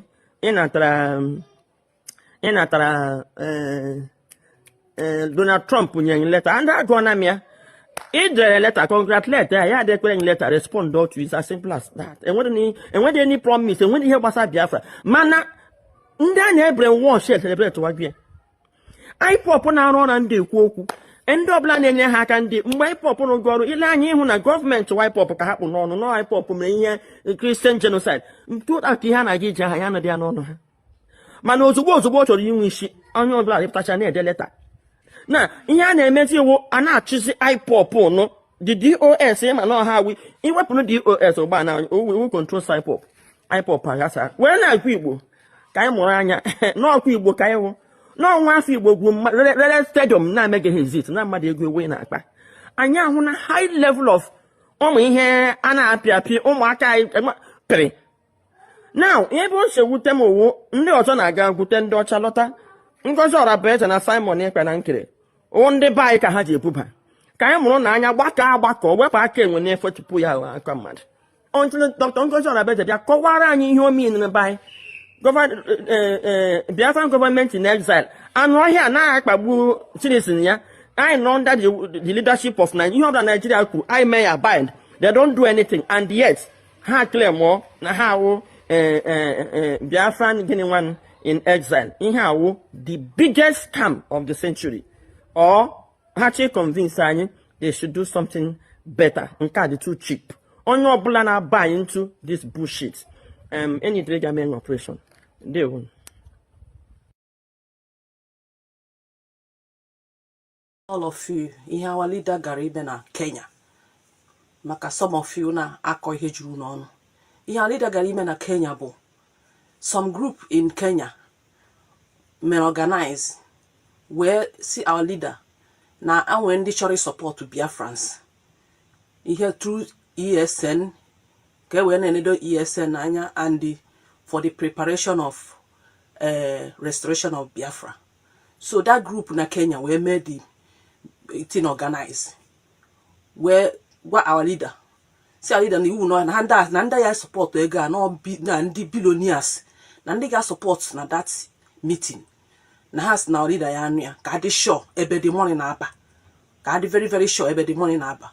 So our leader we kunye we gawa Kenya so amaka egbo onye ego ke west help what the struggle I na eme nwere onwe anyi na to sponsor ESN oya ka our leader jebe Kenya igame no one arabanko gara igagba forget anybody na sigina and ogara igba arabanko ihe abu ihe group of some DOS members na their platform na their WhatsApp platform we not convince our people just not destroy our leader just not to say how man he na lies can concord and that is why they don't want our leader to come out because how man up and all these things no game exposed.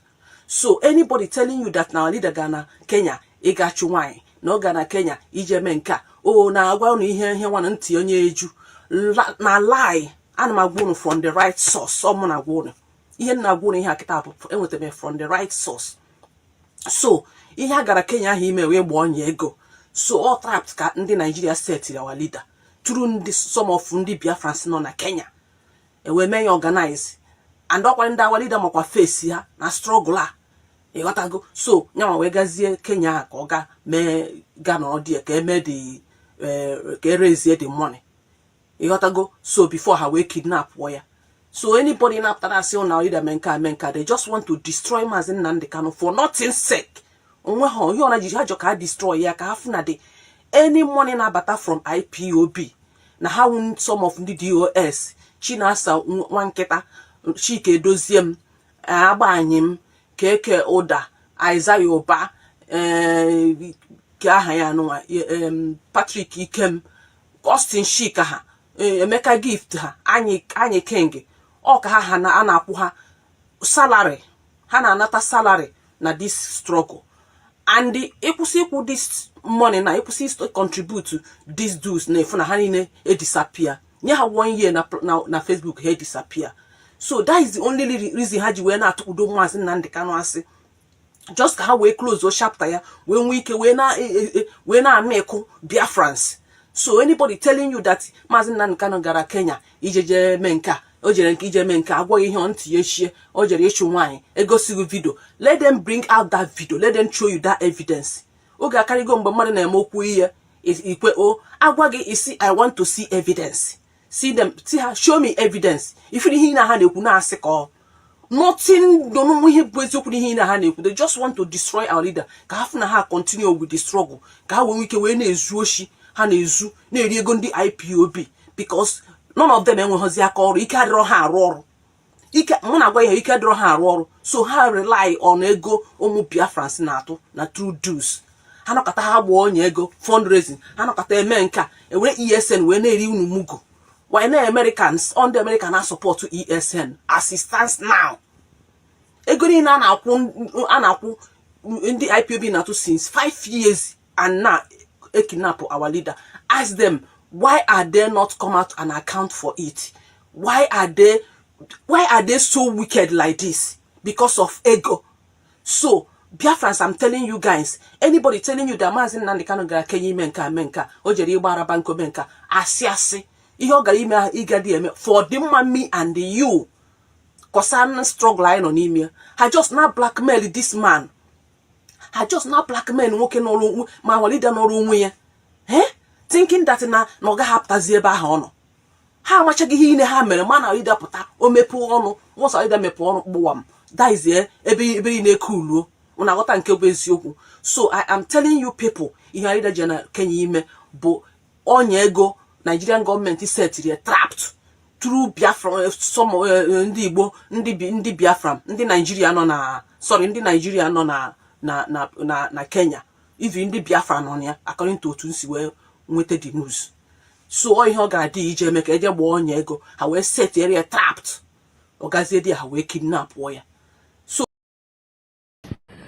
Igbo bụ Igbo ekele m ọla nọ n'aka Chimezeni kwa na-ewetakwara n'ọnọdụ Igbo. Achọrọ m ka unu gee broadcast ihe Ojukwu kwuru after the war, maybe mgbe ọ nọ na exile or maybe mgbe ọ batara ọfụ, mana ihe mmawa ihe awụ after the war, either mgbe ọ nọ na exile na mgbe ọ batara ọhụrụ. Mgbe ọ bịa na complain no chọpụta na ndị Igbo dịka ha mee na accept the oppression. Of course mmegbu emegbuwe ndị Igbo after the war. Mgbe Awolowo nyere ha 2 naira, Ojukwu anọghị ya ikwutere ha ọnụ, onye nụ ya mgbe ahụ Zik.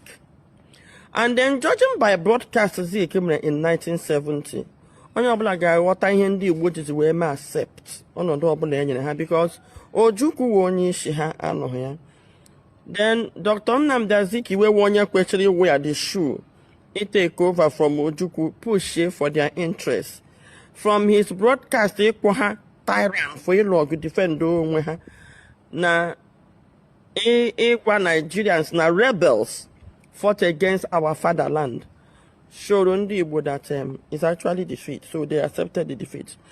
So mgbe Ojukwu bịa chọpụta ihe na-eme ndị Igbo, ka Ojukwu bịara akwa warn that ndị Igbo should know that the war is over.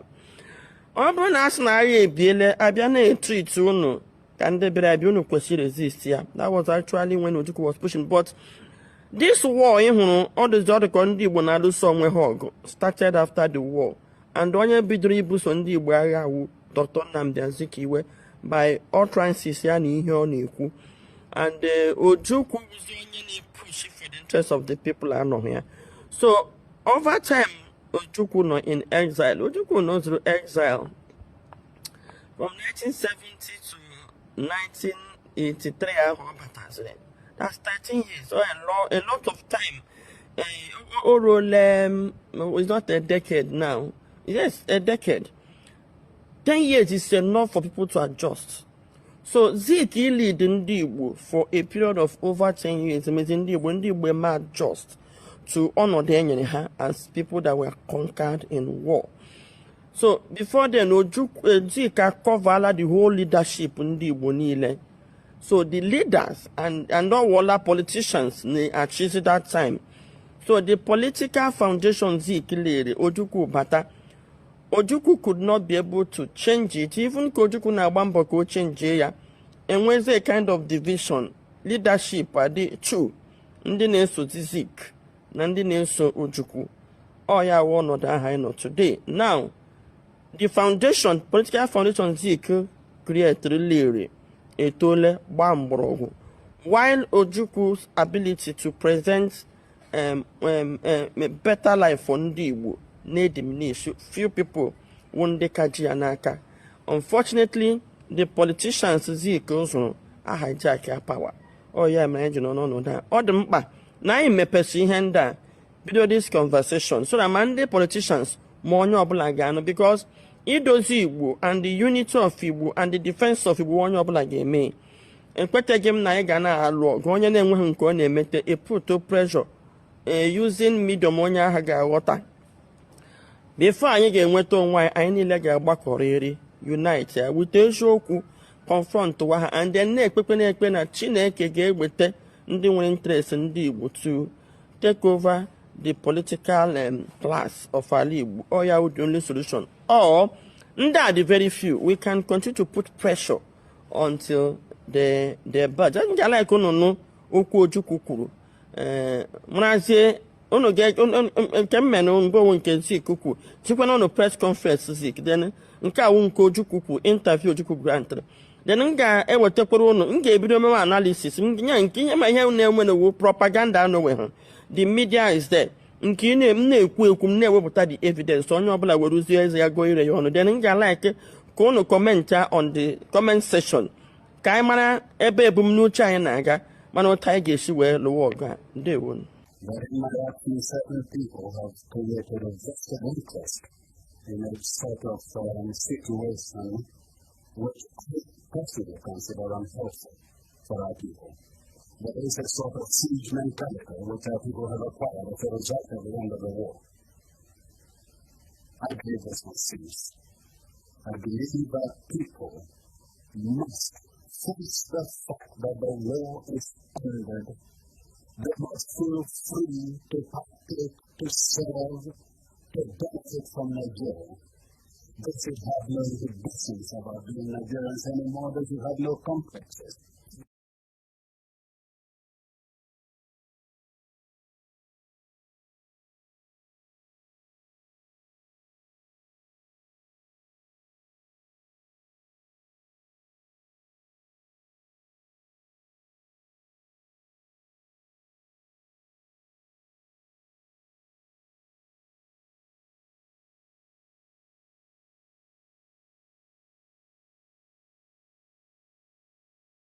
Kelee m ụnụ ọlọlọ Nneka Chimezie na-ekwu dịka m gwara ụnụ ndị Igbo na ihe m wụwo an investigative journalist. Ụdị journalism anyị na-adị very scarce due to ụjọ. Agwala m ụnụ na anyị enyochagide na ihe na-eme n'ala Igbo. Nyochapụta na ana m ekwu ihe ha like ha bịa bụrụ m n'aka Nigerian gọọmenti nọ n'ihe na-eme n'ala Igbo. Aka ndị amị nọ n'ihe na-eme n'ala Igbo. And enwere agenda, enwere an Islamization agenda n'ala Igbo. Kama na ha ji nwayọọ plan anya na-eme and mana na enwere mgbe go one ekwele m ihe ọtụtụ oge kwuru na ọnwụ na ya ama na ndị Igbo nwere ndị nwere ike ije ego azụta na ya gidere alụ civil war na ya gaji ọtụtụ ha ego. Ihe ahụ na-aka President Buhari bidoro n'ala Igbo. And uche m na-agwa m na our current president bido gilekwa anya ụtọ oji were ego ọ kpọọla ndị Igbo ndị ga-eme ihe city boy. Maka na onye Igbo ọbụla ṅụji mmiri ara afọ nwede anything to do with Igbo ma ọ Yoruba ma ọwa Hausa bịa na campaign na this government dị nwere obodo ọnọdụ a. It can only be onye nyere ego onye nwere a reason to, because enwede onye isi dị mma ga-anọkatalite si ya na-akwado gọọmenti a and ọkachasị ihe ha na-eme ndị Igbo. Now, nyocha anyị na ya anarogo ya down na-enwene ndị be anyị ebiri ego mezie dị mata ya adịzie internal. Okay?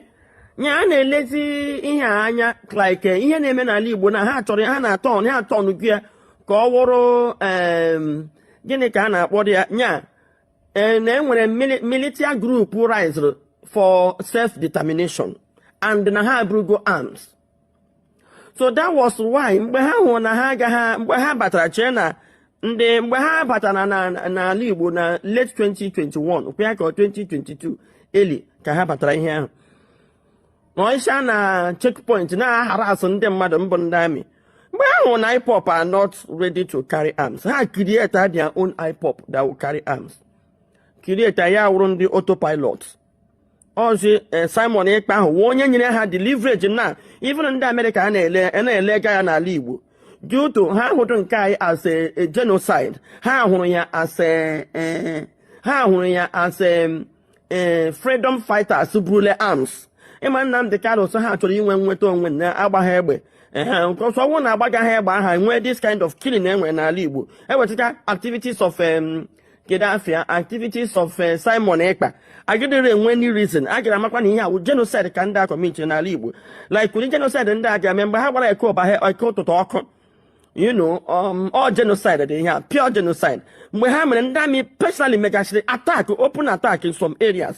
All genocide. Mana ha needed ihe ha ga-eji prove na enwere a military group and ha use those Simon Ekpa. That is my finding. Now, mgbe a bịaziri gawazie nyochawazie kwuwezie their own activities ha jụọ oyi. Now ha nọ na stage 2. Mgbe ha pụtawazie maka ihe ha megewo enwe ndị nke ha yuzuru ọchịpụ ha gbuo ọnya like acidic people before acidic people aga na channel kwuo okwu ọsọ ndụ ka ọ gbaga. Ụfọdụ uche na ọ ga-akwu okwu no ọsọ ndụ ka ọ gbaga. Mgbe ndị dị ka anyị dazi na-epush ya na-ekwu okwu na-enyocha strange people na strange things na-eme ha hụ na enwere ike narụ ihe atụ acidic people ha chi igbu ya aga na channel gbapụ ha afọ. Ọwa asarị mere ka anyị mata na ha kọntraktịrị ya. Asarị mere ka anyị mata na ebube agụ outfit e nyere ya o ji wee rụọ ọrụ n'ala Igbo. Okay, and now from activities Simon Ekpa gosi anyị na Simon Ekpa was even going again mgbe ọ ga ọ gaa mgbe na Nnamdi Kanu mekọrọ Nnamdi Kanu tụ ka enye ya space na redio Biafra ọ ga-adị okpede register as an IPOP member. Ọtụtụ ndị mmadụ amaghị na Simon Ekpa wụ a registered IPOP member. And platform o ji kwuo okwu ahụhụ redio Biafra. Mana due to that enwere ndị otu anyị na enwe allow ya ejimaka so na ihe nyere Simon Ekpa boost o ji wee kwuo okwu. O ji dịka ọ na-represent Nnamdi Kanu. Mgbe m ga-ahụ Nnamdi Kanu so represent gị ya. You know. Now, mwa pụtazi na-ekwuzi nke wee jopụ ị ga-ahụ the attack which I don't bloody care. Anyị niile nwe ala Igbo and anyị agaghị anọ ọhịa yewa anya ọhịa unu ere Igbo penny n'afọ dara anyị gba ọnụ nkịtị. So Igbo niile ihe m chọrọ igwu ụnụ ụgbọ awụ na anyị ga onye ọbụla nye aka tinye anya na mmiri ka anyị discover ndị nke ahụ nara ego ahụ deal with them. Marakwa na ihe anyị na ha na-aga ọwa ọnụ ọgụ a na-alụ ụgbọ awụ ọgụ uche and anyị na-ekwu ya ka mba ụwa ndị ọzọ na-anụ ihe na-eme anyị na-enwere genocide here. Mana na-eyuzu ole ndị be anyị bige ha arms. Now, na December ka anọkọtara gwa anyị na-enye intelligent to the Yahoo. N'ọnọdụ adakọ enwere national broadcast. Na-agbagbuole Angel gịnị nwan the other guy. Ọwụ ya ka anyị nọkọtakwazi ụgbọ a na Gentle the Yahoo apụta na-ekwu okwu. Now, ihe ha chọrọ ime ha chọrọ i-create somebody ga na-ekwu okwu na-eme video. Ka ha nwee ihe ha ga-epresent na enwere terrorist group n'ala Igbo. Ọkwa ihe awụno na Gentle the Yahoo na Ngozi Orabueze na Simon Ekpa na ndị otu ya wụkwada group ekirietara na fọnd ha ka e were ya nye a narrative na enwere an armed group n'ala Igbo. Ọkwa na ya ndị na-amali elu si na enwere ndị na-alụrụ ụlọ amị enwede amị ha na-alụ they are nowhere. Okay, kịta na anyị na-anọ na a na-agba egbe ndị mma eji egbe ihe a na-agbakwa egbe awụ a na-agba ọsọ na-agba ọsọ agha na-agba agha na-alụ n'ala Igbo.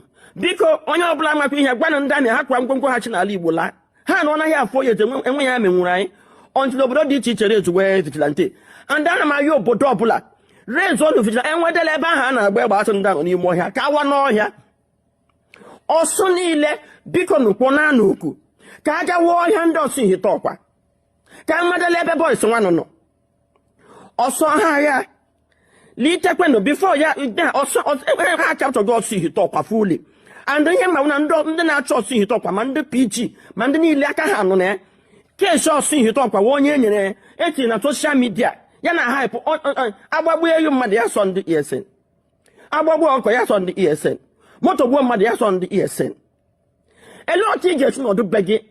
I want mother give boy just give quote on a beg without investigation. And one you did saw ESN. That alone should show you now Kronya Ugo. Nkana be Nkana for Ijele. Or Bob Lono, yes, and the ESN. One damn it, Wagana came in under arrest. Chijana Balinda Gabajebe, Chihu. Nay, stop on them mother. Nay, create tension na libo. On our watching kitchen. Or lose Rumagri couldn't on why I couldn't do the name later. Cornekwe, Mandi Dato, Mandi Ologogo, Mando Sunile, Kawakona Wako home, Kawa here, Kawa here, Kamakanebe boys, one no.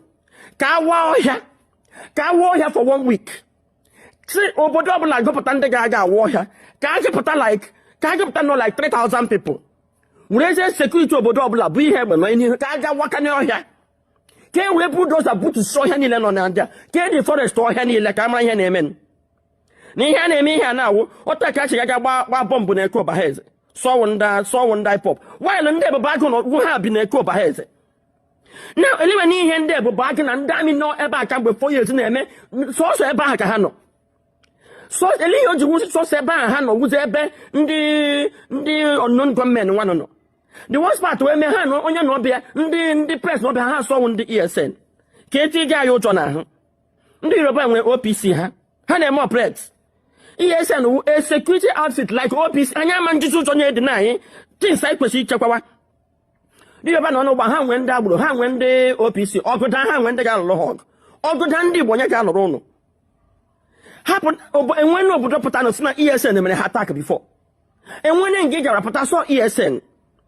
There were propaganda neighbor, I banket. Man the Lagos, or the Kubana Joy Bukwe, Tigo Luke, Ghana social media le, Adam Poland Nam the Cali, what any cook Nam the Caliana does with DOS. Isn't the IPOP, and then the law got war, and they buy. Nam saying David and the rising sun. I question the Patana and Nam Don you go. I purpose him where they go had to take care of Nam the Cal. Ya one am Sabalan Nam the Cal on you. How you born you go, how born you go on their own. Because no, him to Panama, I'm not one more familiar, or Pamako to do it. They won't.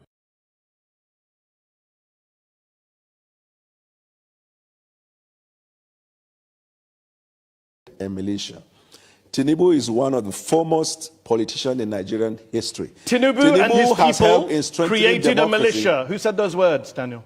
Tinubu has helped in strengthening democracy in Tinubu Nigeria. and his people created a militia, Daniel. Who said those words? Tinubu brought in leadership skills into governance. Tinubu and his people created a militia. Who said those words? Tinubu and his people never created the militias. That's so why did you say they did on January 22nd, 2023? I never said that.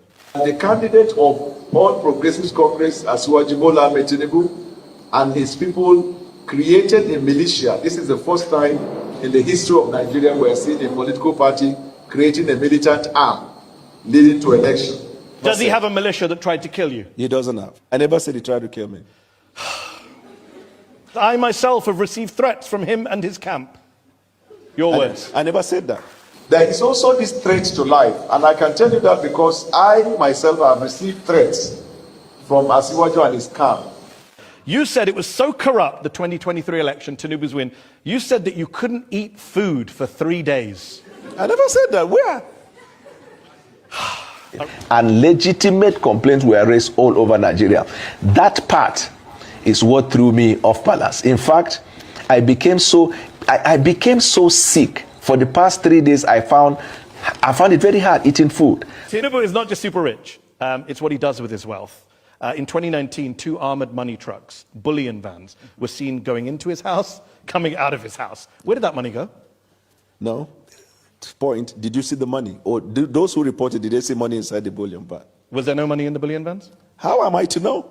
You said it was money in the vans at the time. I never 2023, February. But there is only one person in Nigeria who is alleged to have moved money through bullion vans, and that person is on their ballot as the presidential candidate. On the eve of the presidential elections, 2 cash-laden bullion vans, your words, were seen on the premises, which was ostensibly for vote buying. Your words, January 22nd, 2023. Have you just disowned everything you've said in order to work for this president? I'm coming. What you just said now, I want to put it on record on my own honor. That's not what I said.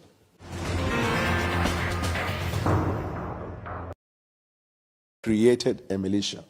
Tinubu is one of the foremost politicians in Nigerian history. Tinubu and his has helped in people strengthening created a democracy. militia. Who said those words, Daniel? Tinubu has helped in strengthening democracy in Tinubu Nigeria. and his people created a militia, Daniel. Who said those words? Tinubu brought in leadership I'll ask a third skills time. into governance. Tinubu and his people created a militia. Who said those words? Tinubu and his people never created the militia. That's So the why answer. did you say they did on January 22nd, 2023? I never said that. The candidate of All Progressives Congress, Bola Ahmed Tinubu, and his people created a militia. This is the first time in the history of Nigeria we are seeing a political party creating a militant arm leading to election. Does he have a militia that tried to kill you? He doesn't have. I never said he tried to kill me. I myself have received threats from him and his camp. Your words. I never said that. There is also this threat to life, and I can tell you that because I myself have received threats from Asiwaju and his camp.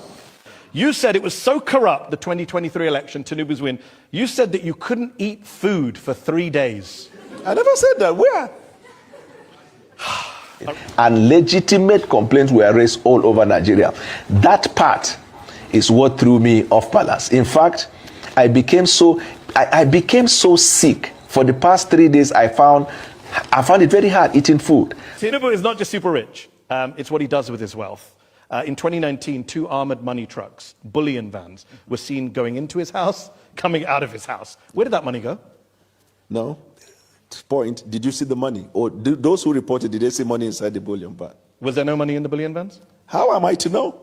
You said it was money in the vans at the time. I never 2023, February. But there is only one person in Nigeria who is alleged to have moved money through bullion vans, and that person is on their ballot as the presidential candidate. On the eve of the presidential elections, 2 cash-laden bullion vans, your words, were seen on the premises, which was ostensibly for vote buying. Your words, January 22nd, 2023. Have you just disowned everything you've said in order to work for this president? I'm coming. What you just said now, I want to put it on record on my own honor. That's not what I said.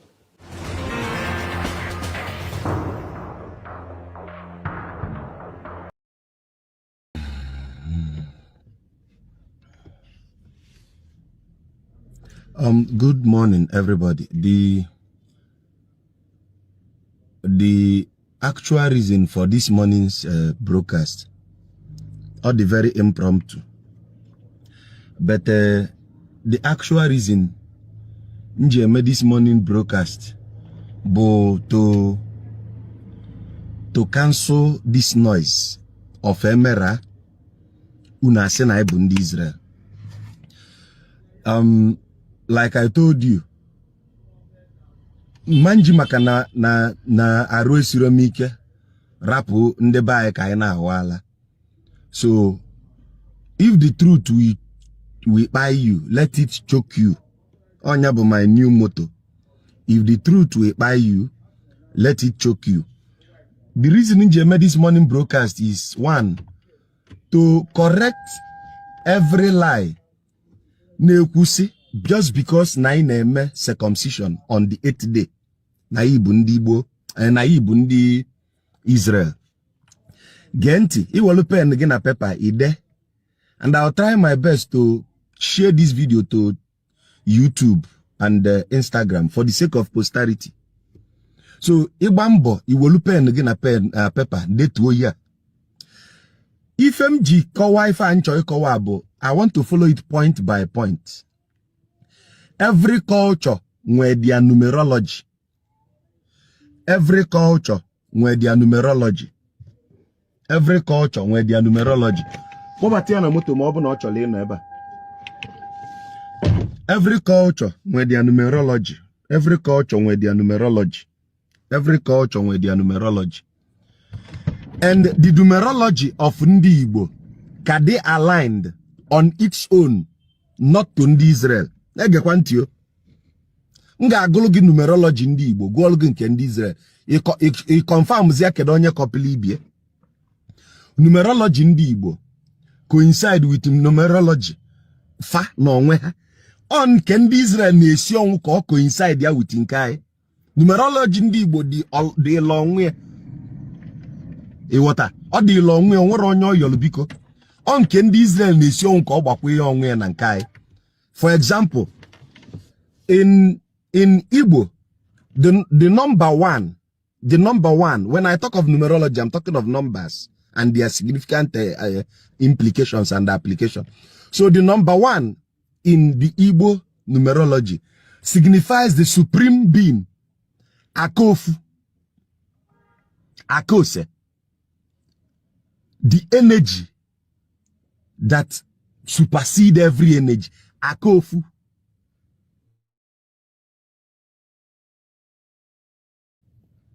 That is dominant energy, Kasifenine, Akofu. That is what the Igbo represent.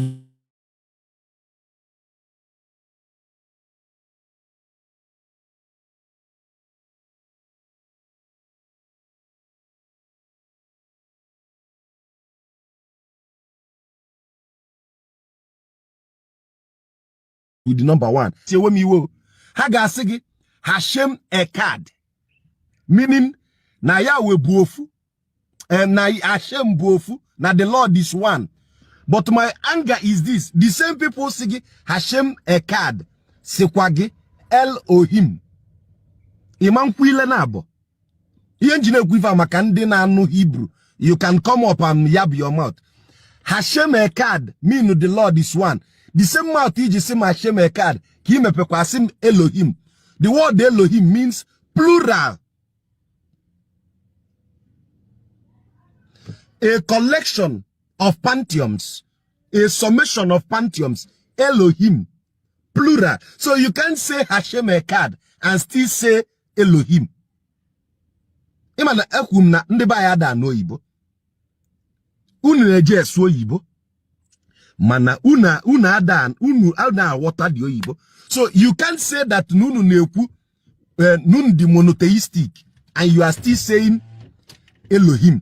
If you want to say you are monotheistic, then throw away Elohim. Because Elohim is plural. Means multiple pantheons, multiple gods. So it means that Nandin where the right numerology, the right application for the word one is the Igbos. We know that Akofu bu Akofu. Akofu bu Akofu. Are you getting my point? Akofu bu Akofu. I know you've been taught in your Jewish class that when we say Elohim, we are using the plural form to denote the Almighty. It's a lie. The actual word Elohim means when the Anunnaki said, let us make man in our own image and likeness, they are referring to Enki, Enlilo, all the Anunnakis. That's the collection of the Elohims. So this Elohim is a plural form, which means that these people saying they are monotheistic are actually not monotheistic. They are polytheists, unbeknownst to them. I've cancelled their one, their symbolism of the use of one. Man, an Igbo cosmology, when we say Akofu, Akofu remains one. Akofu Bakose remains Akofu Bakose remains one. Are you getting my point? Now, the another number that the Israelites, the another words that the Israelites have used is the another number they have used is the number 7. They have used 7 in many places. Their number one application of the number 7 is in the creation story. That their creation story says that the earth was made in the 6 days and they rested on the 7th day, which means they are accustomed with the day 7. That 7 days makes a week. In the Igbo cosmology, our ontology says that it is 4 days that makes a week. No abanina no nemizu. Ndi Israel sigena abanina sa nemizu. Anywa sigena abanina no nemizu. And I will tell you why we use 4 and tell you why they use 7. Are you listening to my point? The reason they use 7 is because the 7 is rooted to the main deity Hannah observe, which is Saturn. The constellation Saturn Do you know Saturn? Saturn is the constellation, the Lord of the Rings. Anybody that knows of Saturn, Saturn is regarded as the Lord of the Rings. And that is why it is, this Lord of the Rings is worshipped every Saturn day. It is from the word Saturn day that they gave you Saturday in your Gregorian calendar. I repeat, all from the word Saturn day, S-A-T-U-R-N, the planet Saturn, the Lord of the Ring. The day which Saturn is worshipped is the Saturn day. Saturn day gave you Saturn. So, which means it is the observation of Saturn that gave you your Sabbath. Makandi cheno okwu onu Chineke. Kan na agwa go origin ebos. Before bia ikweri. Saturn day, which gave you your Saturday in the glory. Saturday. The word Saturday is from the portmanteau of Saturn and day. Are you getting my point? Saturn and day combined together gave you Saturn day. That is why on Saturday. Are you getting my point? So the numerology of them, after 1, the next significant number is 7. Manana Igbo, after 1, the next significant number na Igbo is 4. Nani Igbo, after 1, the next significant number is 4. 4 is Guinea.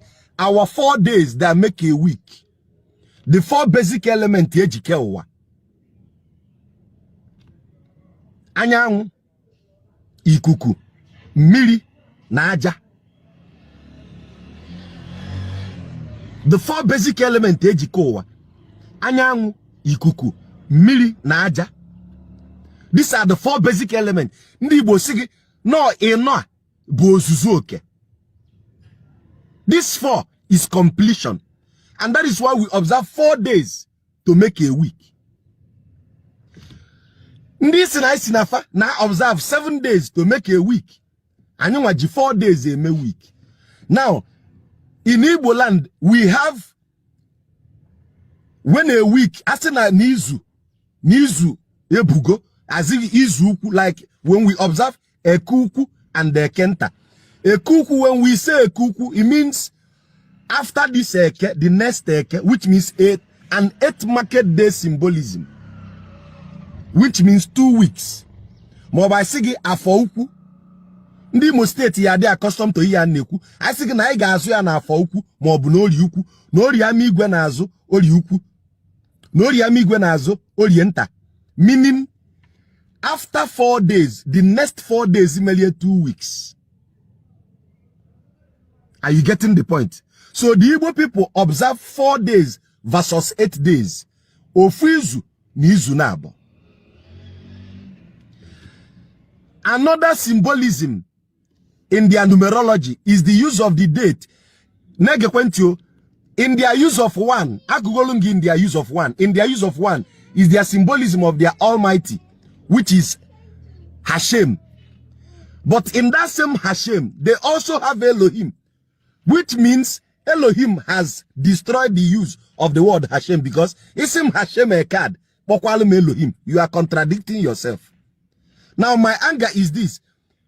Another use of 1 in the Hebrew system is the feast of Passover is a 1-day festival. I repeat, the feast of Passover is 1 day. Passover is 1 day. It is unleavened bread this year. That is 7 days. So Passover is 1 day. Another feast, if I name 1 day, is Yom Kippur, atonement, 1 day. I'm trying to show you the use of 1, the implication of 1, the application of 1 in every of their practices. 1, atonement. 1, Passover. Now, let me go to 7. I've told you why they worship on Saturday. And the application of 7 includes unleavened bread, 7 days. That is Feast of Unleavened Bread, 7 days festival. Another one is the Feast of Tabernacle, another 7 days festival. alone Igu, bring Ulantu for 7 days. Now, in Igbo land, we don't have much application for the word 7. Because immediately after 1 follows 4. Agatara 1 Obakofu. Madonachie. That is the use of 1 in Igbo. The next is 4, which is Izu. Now, no Kwegizu means 4 days. 4 days, 4 days, 4 days. Nife Kwegizu. After 4 days, the next application in Igbo land, 3 days, eto. The Igbo people have a tripartite. The foundational knowledge of every Igbo setting. I've made a teaching on this. That it takes 3. It takes 3. It takes 3 to give balance na Igbo.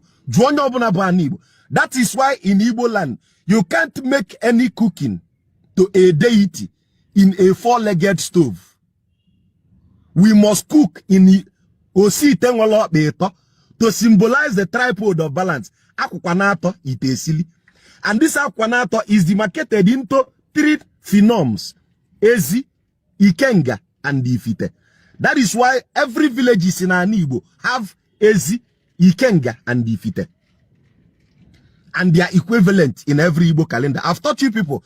Here na Ifite. Some people na Ifite. Some people na Ihite.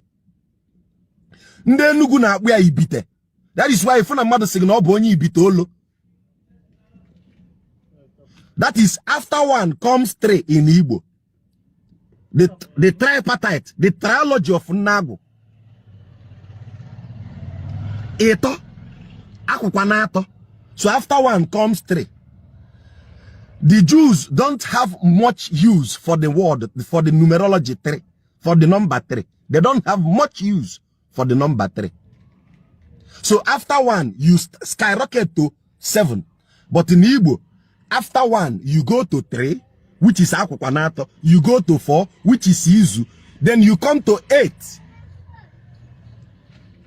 You come to, before you come to 8 self in Igbo, you come to 5. We have Ebenese. Ebenese. You hear people saying, na abumonye Ebenese. Abumonye Mbise. Because 5, which is Ikenganabo, is symbolica in Igbo. So after 1 comes 2, which is Madonachie. Comes 3, which is Akukwanato. Comes 4, which is Izu, no Zuzuoke. Comes 5, which is Ikenganabo. Comes 6. Transfer to 7. Kedify G7 na Igbo. All 7 sign Izu. Izu Majio Basa Obolonwa. That when a week folds into 7, it becomes a month. The Igbo people says, when a week folds into 7, when a week manifests into 7-fold, it becomes 7. It becomes a month. When a week manifests into 7-fold, it becomes 7. Nizu ma okpokpasa obolonwa. On the Igbo kulie. So 7 weeks make 1 month in Igbo calendar, whereas 4 weeks make 1 month in your Jewish calendar. So onye mulibie. Now we go to the next number. We go to the next number. We go to the next number. We go to the next number, 8. The Igbo people have the use of 8 for 2 weeks. There is no tangible application of 8 in Israel. I repeat, there is no tangible application of 8 in Israel. The only place 8 is mentioned significantly, the only significant mention of 8, the use of 8, only in circumcision will you see them having 8. Now, what is the validity of their 8 as against a people who knows that 2 weeks is 8? What is the validity of their 8 in our own culture? Why will you use their 8 to justify? Because na bring yugu in the 2 weeks. Bia yugu na the next eke. Nya na eke na abona abia abia. Somebody now said ne kopelia. Na kandi Israel. Ina podala. Whereas no valid application of 8 in their own numerology, aside of circumcision. I'm asking you, what is the validity of 8 in their own?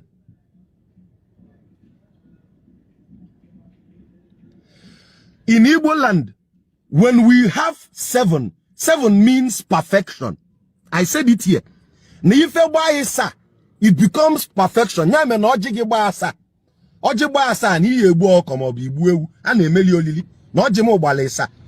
Because so mean no jigi ekwego is abazugo oke. No giji asigi no je agbali ijele n'anya. And it's very rare madi wa ojibalesa. Are you getting my point? So our ancestors have validity for this number up to 8. Now 9 in Igbo cosmology, we were taught that 9 is life. Now 9 is bondo. Itete bondo. Because itete is ntonto. The Igbo people write it down and ask an elder. What do Igbo people call ntonto? Ntonto means the trilogy of trilogy. Means when 3 is folded into 3. And on tonto bondo. On tonto bo okputolokpo. On tonto bo idemmili. On tonto bo njaba. The snake, the life, the procreation, onye ka iji wenwe chi neke, the sigmoid shape, ntonto, the 9, the perfect number of creation, the only number that replicates itself to the same bits, to still be the same number. Ntonto. Ntonto, the trilogy of trilogy, the 3 of 3, the 3 of 3, ntonto, oifendi wo wolia, ntonto, ntonto, meaning when I say nto, I mean 3, meaning ito, mana ane ekwe no kunto, yoblozia, ntonto. When we say 3, it is ito or ato, iwota. But ancient Igbo say otu mbo, nna mbo, nto, Bo language. Okundibo nto, nna, mbo, nto. The 3, the trilogy of trilogy. So when we say 9, it means that we've completed creation. When it gets to 10, it becomes akwobi, the binary. Immediately our numbering system gets to 10, it becomes binary. What is binary? Binary is when we say that na nife ni ablugi feji eji emek ife slik edinfe. When perfection becomes creation, when it aligns with simulation, it becomes binary, 1 and 0. It is through binary kugli eji abafaji wedile. It is through binary that everything you think that has ever happened can be found out. Binary. 1 and 0. Ndibo nwele afa for binary before ndocha amali ebo binary. If I polia in ancient language is akwobi. So many people nazi a surname akwobi. My own noche ekemezi akwobi. Binary. Binary. Akwobi. That is, it means mbugiri udoliru nana na mbugiri chaniliru akwo and obu. 1 and 0. Now this is the numerology of the Igbo people. Now the problem I have is this. Another number significant in Igbo language, in Igbo cosmology, is 40. I repeat, 40. 40. 40 is a symbolic number in Igbo that is used because we know that it takes 40 days for the chi factor to come in or exit. I made this teaching and I asked, go and ask your medical doctors, why is it that the pulse does not come into a fetus until the 5th week 5th to the 6th week. They dress. When you tuli metata, when you di me 2 weeks old, there is no pulse in the fetus. Ah, see, can't do medicine ever. There is no pulse in the fetus, even on the 4th week. When you di me 28 days, there is no pulse in the fetus. Are you getting my point? Until from 35 to 40th day, that is when the first pulse come. So our ancestors says, for it takes 40 days for pulse to manifest. It also takes 40 days for the chi factor to leave the body and transcend to the other astral plane.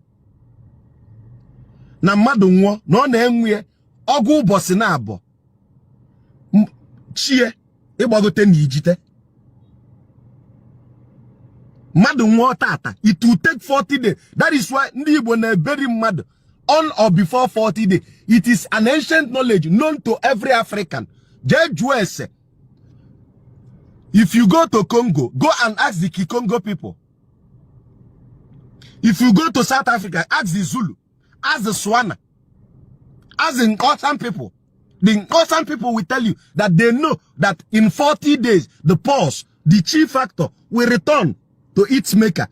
So Africa already have this knowledge that it takes 40 days for the pulse to return. Now, somewhere out of the blue, since it is a common knowledge even to the Mesopotamians, we now heard of the Jewish Kevod Hamet, the burial rite that says that we need to conclude burial in 40 days. Somebody now opened his mouth and say that the Igbo people copied it from the Israelites.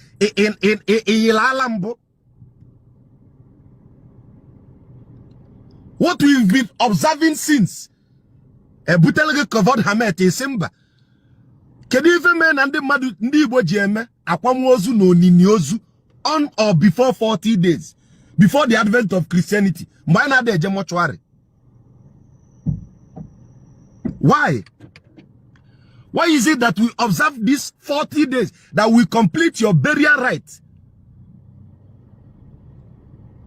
Why? Because of no. I say no. No. To observe the concept of 40, that in 40 days, that we must make sure that I return to God the body to the earth, so that the chi will return to its maker.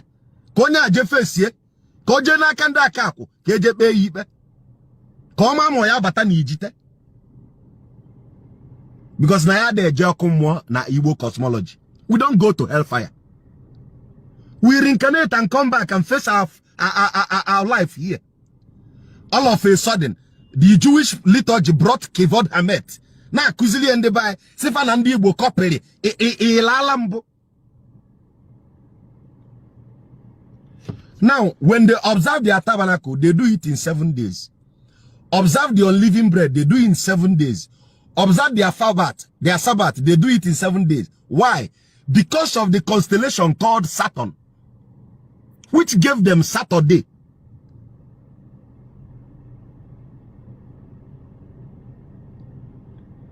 Are you listening? Now, my point is this.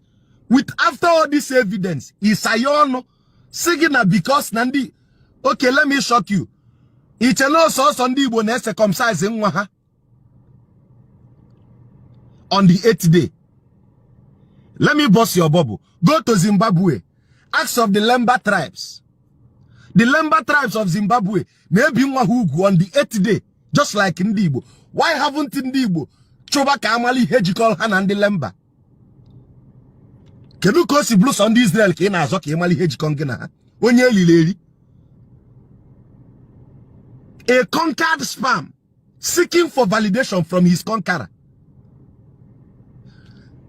The distance between an Igbo and the Lemba, I don't want to go into the details how Lemba and Igbo are related. I'm not there for that. I told this. I told you it's another teaching. I will teach you and the ancient Bakongo Empire how we are related to the Lemba people. Now I'm asking you, the Lemba people and the Igbo people circumcise their child on the 8th day. And I ask you, Why haven't you people talk about it?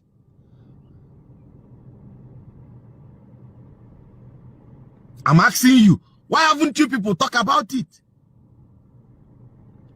You may be travel, you've not left the shores of Nigeria to go and research. You know, na beg, you open a call na synagogue, you open a call na TV, you open and the pastor call, you open and do machancha del call, equal, macanicholi bonye Jew by all means.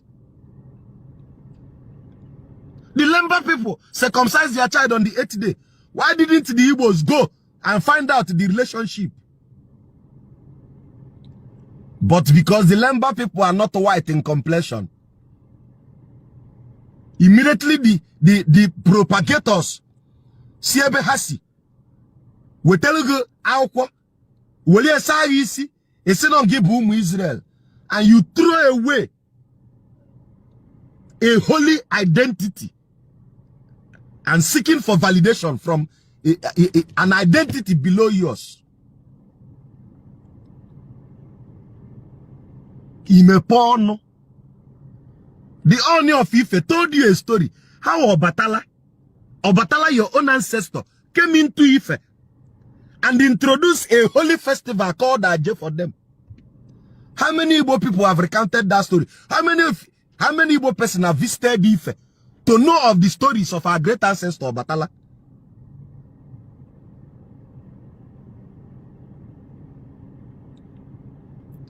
I'm asking you, since the Lemba people circumcised on the 8th day, how far?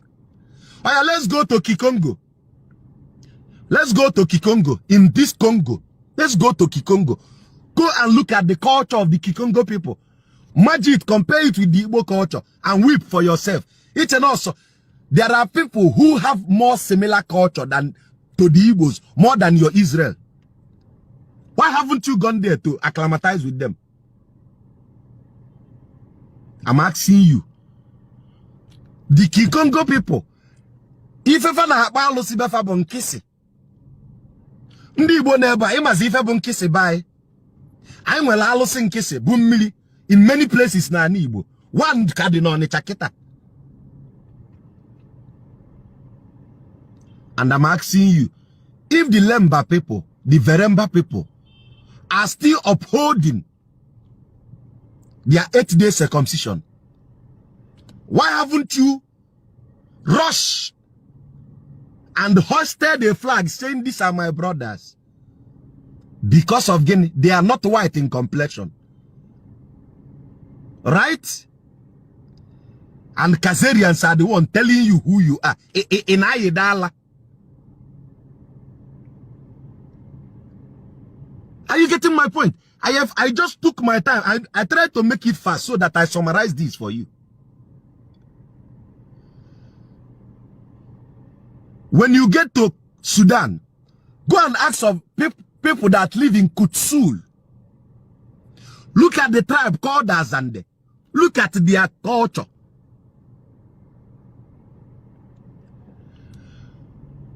I gave you similitude in our culture with Congo. Even the Igbos living in Bioko, the Igbos of Bioko in Equatorial Guinea, none of you have come out one day and say, can if I game, can the Bioko malana have one?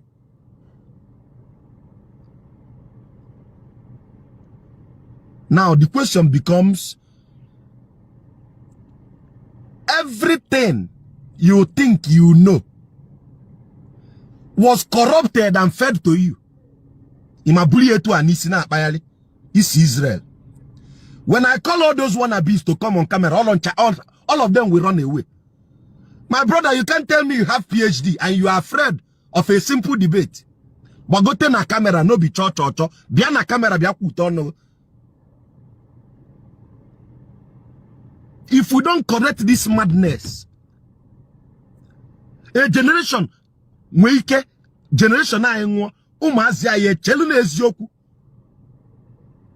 in terms of language similarity, our ancestors, we are travelers.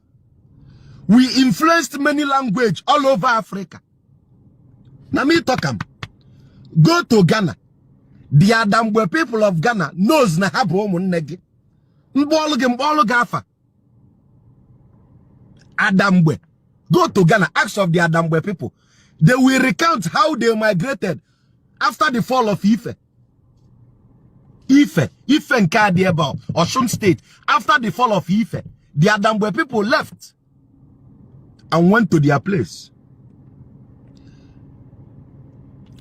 Ghana digging, so you've not gone there to find the root of your brother. Go to Benin Republic. You will see our Anambra people is also in Togo.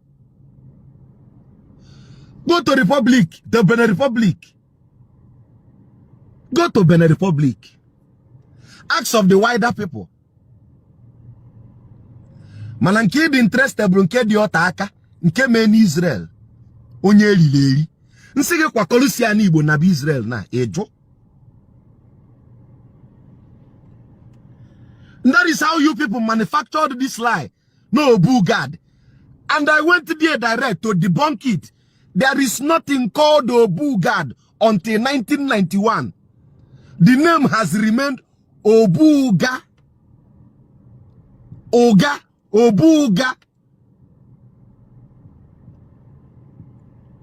Obuga.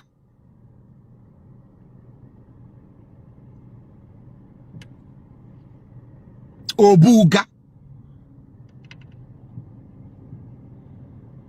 Obuga can not be. Offending Nayochi. Our ancestors called it Obuga.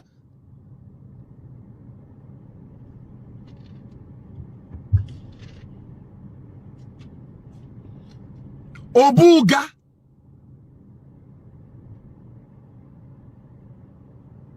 Now I'm asking you this question. What happened to my generation? Why are you seeking affiliation so much to Israel? Prove me. 1967 to 1970. Yes, they were also fighting. But what was their response? What was their body language? I'm asking you. What was their body language? What was their statement during the war? I'm asking you, Ndibo. In a talk on your Israel, you don't even know how the world politics work.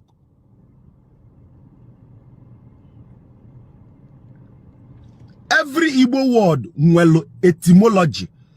Oga means error. An error. Obuga, an obi that have stood for errors. An obu that have witnessed many errors. Now, let me shock you. If you go to India today, the Indians still say it in their history that the Dravidian civilization that made India what they are today came from Africa. And they pointed out our ancestors and their contribution.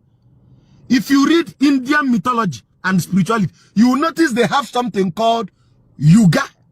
We call it Oga. They call it Oga. We call it Oga. They call it Oga. The only difference is that there is Y in the front. The same thing. Kafa Olia. We have 4 Oga.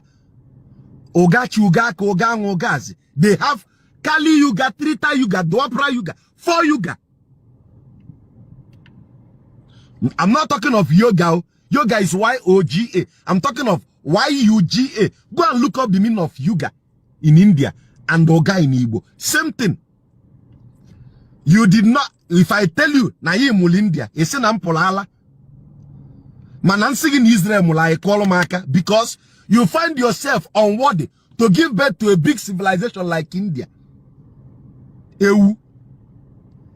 I took you to Kanagawa in Japan, showing you how people answer names like Ogwejofo, Tochichika. And we have writing system similar to theirs, ancient writing system. Ungwagi ni Igbo, amo Japan, is somehow possible. Manansigi na Japan mulibo is yes. Inferiority complex ebugog. Inferiority complex ebugog. Until I gave you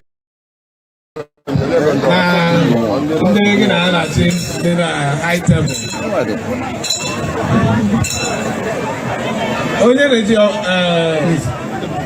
Onye jikwa na ọfọ kwana ele kwana. Afọ na China phone. I will that snap you. Ọ dị ya. Okay. So you think it ọ dị now? We'll delete the picture. Okay. Ndị ọdọ dị ya na nga ndị isi ere awọ dị nga ndị inyem. Ndị isi ụmụasa awọ. I was not talking now.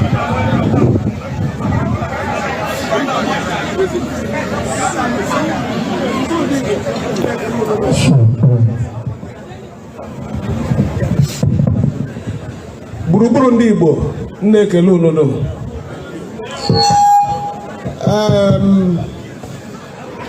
The party chairman kwuola ọtụtụ ihe here. Ke m kwesịrị ikwu o werela kwuo. Maya adịghị ngekwe ya gba. But kwere isi njem a bịara taa dị very important. Ọ ga-adịkwa mmasị nkwutukwa one or two things. Ụmụnne m, nne nwe m na ndị nwe here. Ihe m chọrọ ime unu ashọwụ. Ihe dum chairman kwuru. Unu were ndekọ ọ dị mma, ndekọ unu chọrọ ịnụ. Ndekọ anyị na-achọghị ịnụ, unu tụfu.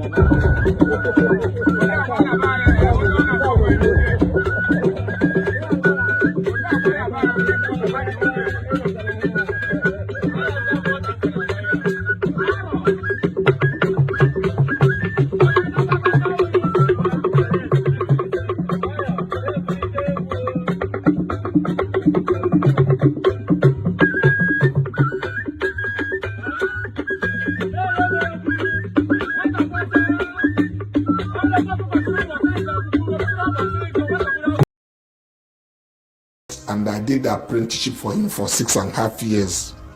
If you can successfully do apprenticeship for 6 years, I guarantee you I have not seen one person who successfully complete his apprenticeship that is not successful. We are taught administration in apprenticeship.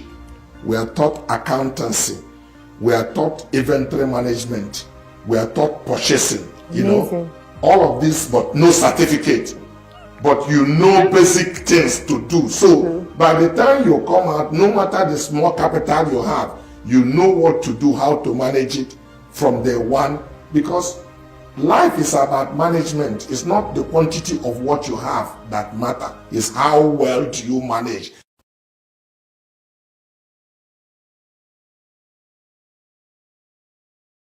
Igbo ndị abịa ekene m unu. Igbo Delta State ekene m unu. Igbo Rivers ekene m unu. Igbo niile Igbo gburugburu ekene m unu. So ihe anyị ji bịa ebe a ka anyị gwa ndị Igbo Igbo bụ ofu ka Igbo bịa kọta ọnụ. Ihe anyị na-ebe n'ọnụ maka na ihe atọghị ala wa akpa ala dị mma. Ya ga-esi na-elicha akụkpa ma. But ebe a gagoro asị m ka ọ dịkwala anyị ma dịrị ha nwe mma. Alụ ka nkwa ndị ka anyị lezi anya.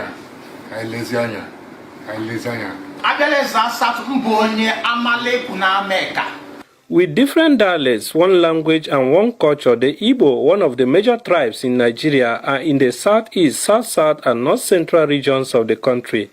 The regional and state divides have made it difficult for the Igbo to work together to achieve common goal. Worried by this scenario, an Igbo socio-cultural organization with the name Unify Igbo Now convened a conference in Asaba, Delta State capital. Once I traveled from Onitsha to Asaba on the Niger Bridge, I could feel how our ancestors crossed each side to build another settlement. And I said to myself, if the river wasn't a barrier to our ancestors, why us?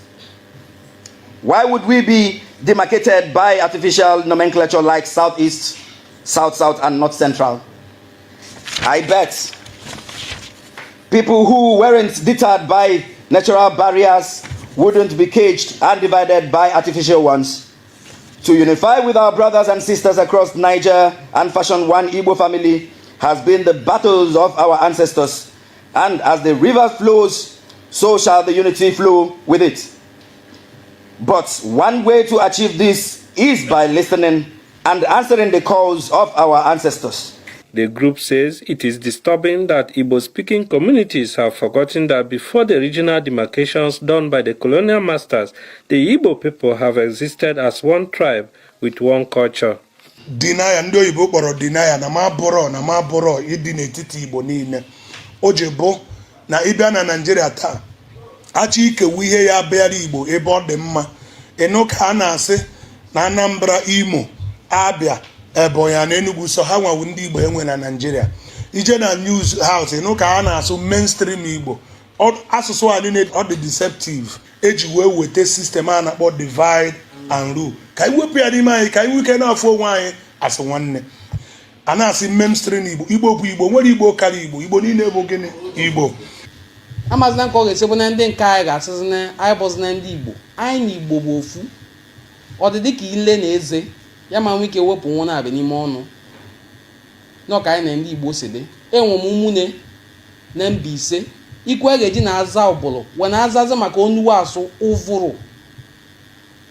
Enwe m ụmụnne na Ebonyi steeti wee na-azazi ụbụrụ. Anyị nwa na-akpụ ụbụlụ. Mana enye niile chani ofu ụbụlụ tri nwa mkpụ afa ka ọ bụ. Ya ka anyị niile chasi buni. This one is not real Igbo. This one is fake Igbo. I'm pleading this medium for everybody to please, when you see a banker man, recognize him as a full Igbo person. Anya bụ okịta na nke anyị jikọ ọnụ. O nweghị etu anyị ga-esi ga-enwe prosperity na anyị jikọ ọnụ na gịnị na omenala. We are out to partner with them, to partner with you, to partner with every other Igbo organizations. Name of ma. Maka na ọ dịleba anyị mma, ọ dịla anyị ncha mma. If you don't know your culture, you are an efulefu, as the Igbo people say. More than when Nasu Igbo Fuma, maka na been in Nasuka for a very long time. So you have to look at your culture very well and try to identify yourself. When you know what identity, The conference was attended by members of Igbo-speaking communities in Kogi State, Edo State, Rivers State, Cross River State, as well as Igbo-dominant states of Delta, Anambra, Enugu, Imo, Abia, and Ebonyi states. When I want the Igbo biko, no die not that. When you want to do I am an egwu, she is in a cat egwu. When you are a honor, I'm a corner down or that. When you may get in on that, at ye. When you will make on that, okay, Jenny, where you come. Macoke will make you root, make a tribes and those boot. I got note. This conference is meant to unify, first of all, with the proponents, people who are especially from the identity-affected areas in Igbo land. We are talking about the Ukwani, the Ikwere, the Echioba, Ika, Ibanke, and the rest of them. So in order to have an agreement, in order to work together for the interest of the unification of Igbo. The reason why we are doing this is to make sure that Igbo are together to defeat our political wars, to defeat the identity crisis that has been with us from onset. Highlight of the conference was the conferment of chieftaincy title to the conveners of the conference.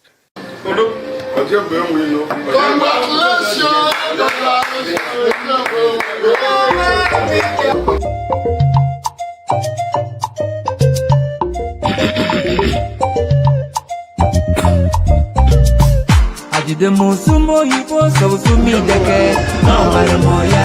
Royal Highness, Igwe, Dr. Ambassador, Patrick Okolo, who is the one. Mkpanano Ancient Kingdom. Eze Igwe one of Nsukka. Ọ bụ mma ha.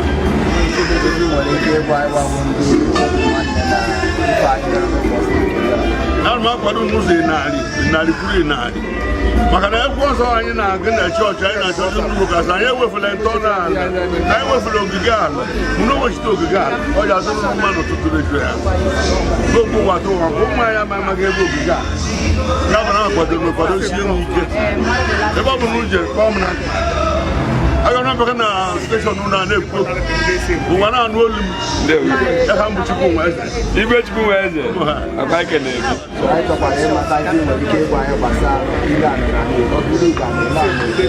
anya na-eghere ali Chukwu na ya ali n'egwu na nkịtị ọbụrụ ebe anyị ekoro Chukwu ali ego mana ọ bụ maka oke ọchịchị ọdụ kịta ụmụaka na-eji ere na ala ewetara ọha onye ka obi sọsọ ege bururu anọ ọ bụ arụ ọ jọrọ njọ mana ihe na-ekwu ya bụ ọ enweghị ihe a na-arụ akọzi ijere ere ala abụghị ha na-ere ere n'ọgụ emechaa hapụrụ iwe ụmụ ma nna nna anyị ọ bụrụ ha rere ụmụ ka anyị ọ eji edepụta oke ọchịchọ ya ka nna asị ndị na-achị anyị ha kwere ka ndị eze bịa na ọchịchị gọọmenti Naịjirịa ọ bụ na anyị bụ ndị eze na-abịa nso ụmụ mpụ niile a na-eme ga-akwụsị mana ha kwere ndị politiks na-ebuga anyị mebie obodo anyị ọdụ ọzọ ụzọ mana etu nwetara omenala ụnagwe ma ndị ụka ewechitego omenala maka ụka agbariko na-enwe ma nke a ma n'ụlọ ụka ha ile anya na ana anọ oriri n'ụcha ọbụ egwu omenala ka eji anara iri echirisi na omenala na-eche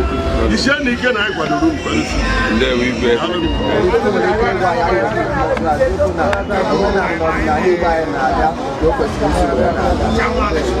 abịa na omenala ị na-asị arụsị enwere ihe bụ arụsị n'asụsụ na mgbe ekwu ọtụtụ mgbe arụkwụsị gị kịta okwụsị ndị ya enwere ihe bụ arụsị arụ ya bụ onwe ihe ndị Igbo na-eme na-adịghị ọyị ka ihe a na-eme kikiri kịta na-ezu ori mmadụ na-egbu mmadụ oge gboo na-ezu mmadụ a na-egbu egbu ọ bụ ezu ree ndị ọcha mana kịta bụ ezu egbu mmadụ na-ere ya na pas ka moto ọ bụ ihe dị mma arụ bụ ihe so ihe m nọ bụ arụ ekele m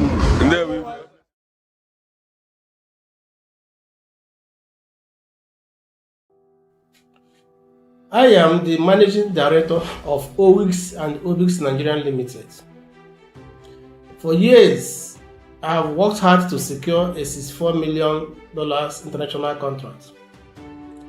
A deal that would have changed not just my life, but created opportunities for many Nigerians. The contract was signed and the funds secured by LC were sent through Zenith Bank, Nigerian PLC, after an agreement between my company and Zenith Bank as a paymaster for the guaranteed contract. But shortly after the secured funds arrived, the unexpected happened. The bank began to make new financial demands that were never part of our original agreement. When I refused to grant those demands, everything changed. The contract, which had a strict liability clause, was suddenly terminated by breach of LC confirmation by Zenith Bank after receiving payments which it deducted from the company account. It refused to confirm, and funds belonging to the company which was entrusted to the bank suddenly disappeared unaccounted for, and years of effort collapsed overnight, automatically activating the liability clause of the contract. I have reached out privately for resolution. I have contacted lawyers, human rights advocates, and even the authorities, but no one has been willing to take this matter seriously. So I am speaking out today, not just for myself, but for every Nigerian who has ever been silenced by a systematic curiosity system, by powerful institutions, where all they wanted was fairness and justice. I don't seek pity, I seek accountability. I believe that the truth deserves to be heard, and I'll continue to speak up until justice is done. In a series of upcoming videos, I will present clear and undeniable evidence of what transpired. Afro trap, hip hop, Eviano head bass, Chabishada Igbo Oja flute samples, Hofena Mali route, for crank style, Igbo Okechuku. He saw it before it happened. Listen, Onyekwe, Chiekwe, check it. Yo, they say, giddy giddy bugweze, that's the power of the pack. If we're moving as a unit, there's no turning back. From the red mud or the east, where the ancestors tread, to the cold streets of Hamburg, where the hustle is fed. We carry heritage like gold, diamond crusted in our soul. Mazi Ugo Kechuku took the vision, took control. He planted seeds in the soil while the world was asleep. Now the roots are going global and the promises we keep. Obinwannem. The heart of a Obinwannem. We don't forsake one another. From the homeland to the world, can you hear the call? Together we achieve, homie, we shall never fall. Yeah, join the movement, watch the legacy grow. Obinwannem, Obi where we go. Azunwa nunu na guyanri, yo we feed our own. Building empires of silver, but we carved out of stone. Onya jana one ya, that's the code, that's the law. We pick a brother up the moment that we see a flaw. Go! Our language is the crown and the culture is the throne. Through the foundation, the seeds of the future are sown. No more walking in the shadows, no more feeling alone. Obinwannem is the bridge that is bringing us home. Obinwannem, that's the heart of a Obinwannem. We don't forsake one another. From the homeland to the world, can you hear the call? Together we achieve, homie, we shall never fall. Yeah, join the movement, watch the legacy grow. Obinwannem, everywhere we go. Get it right. You can't cover up the sun, you can't block out the light. From the branch to the root, yeah, we need every hand to protect the traditions and the soul of the land. Mazoke Chukuya, he's the engine, he's the drive, keeping the spirit of the Igbos alive. Together we achieve. Say it loud. Together we achieve. Make us proud. Igbo Gadi, Obinwannem, the Igbo Global Foundation. East, West, North, South, we're everywhere. Mazi Ugo Kechuku, Ijele Gaga. Here we go, we go. Together we achieve, homie, we shall never fall. Together we achieve. Say it loud. Together we achieve. Make us proud. Together we achieve. Watch the legacy grow. Together we achieve. Igbo Gadi, Obinwannem. in the Igbo Global Foundation. East, West, North, South, we're everywhere. Mazi Ugo Kechuku, Ijele Gaga. The giant is moving. Together we achieve. Hard hitting Afro trap, hip hop,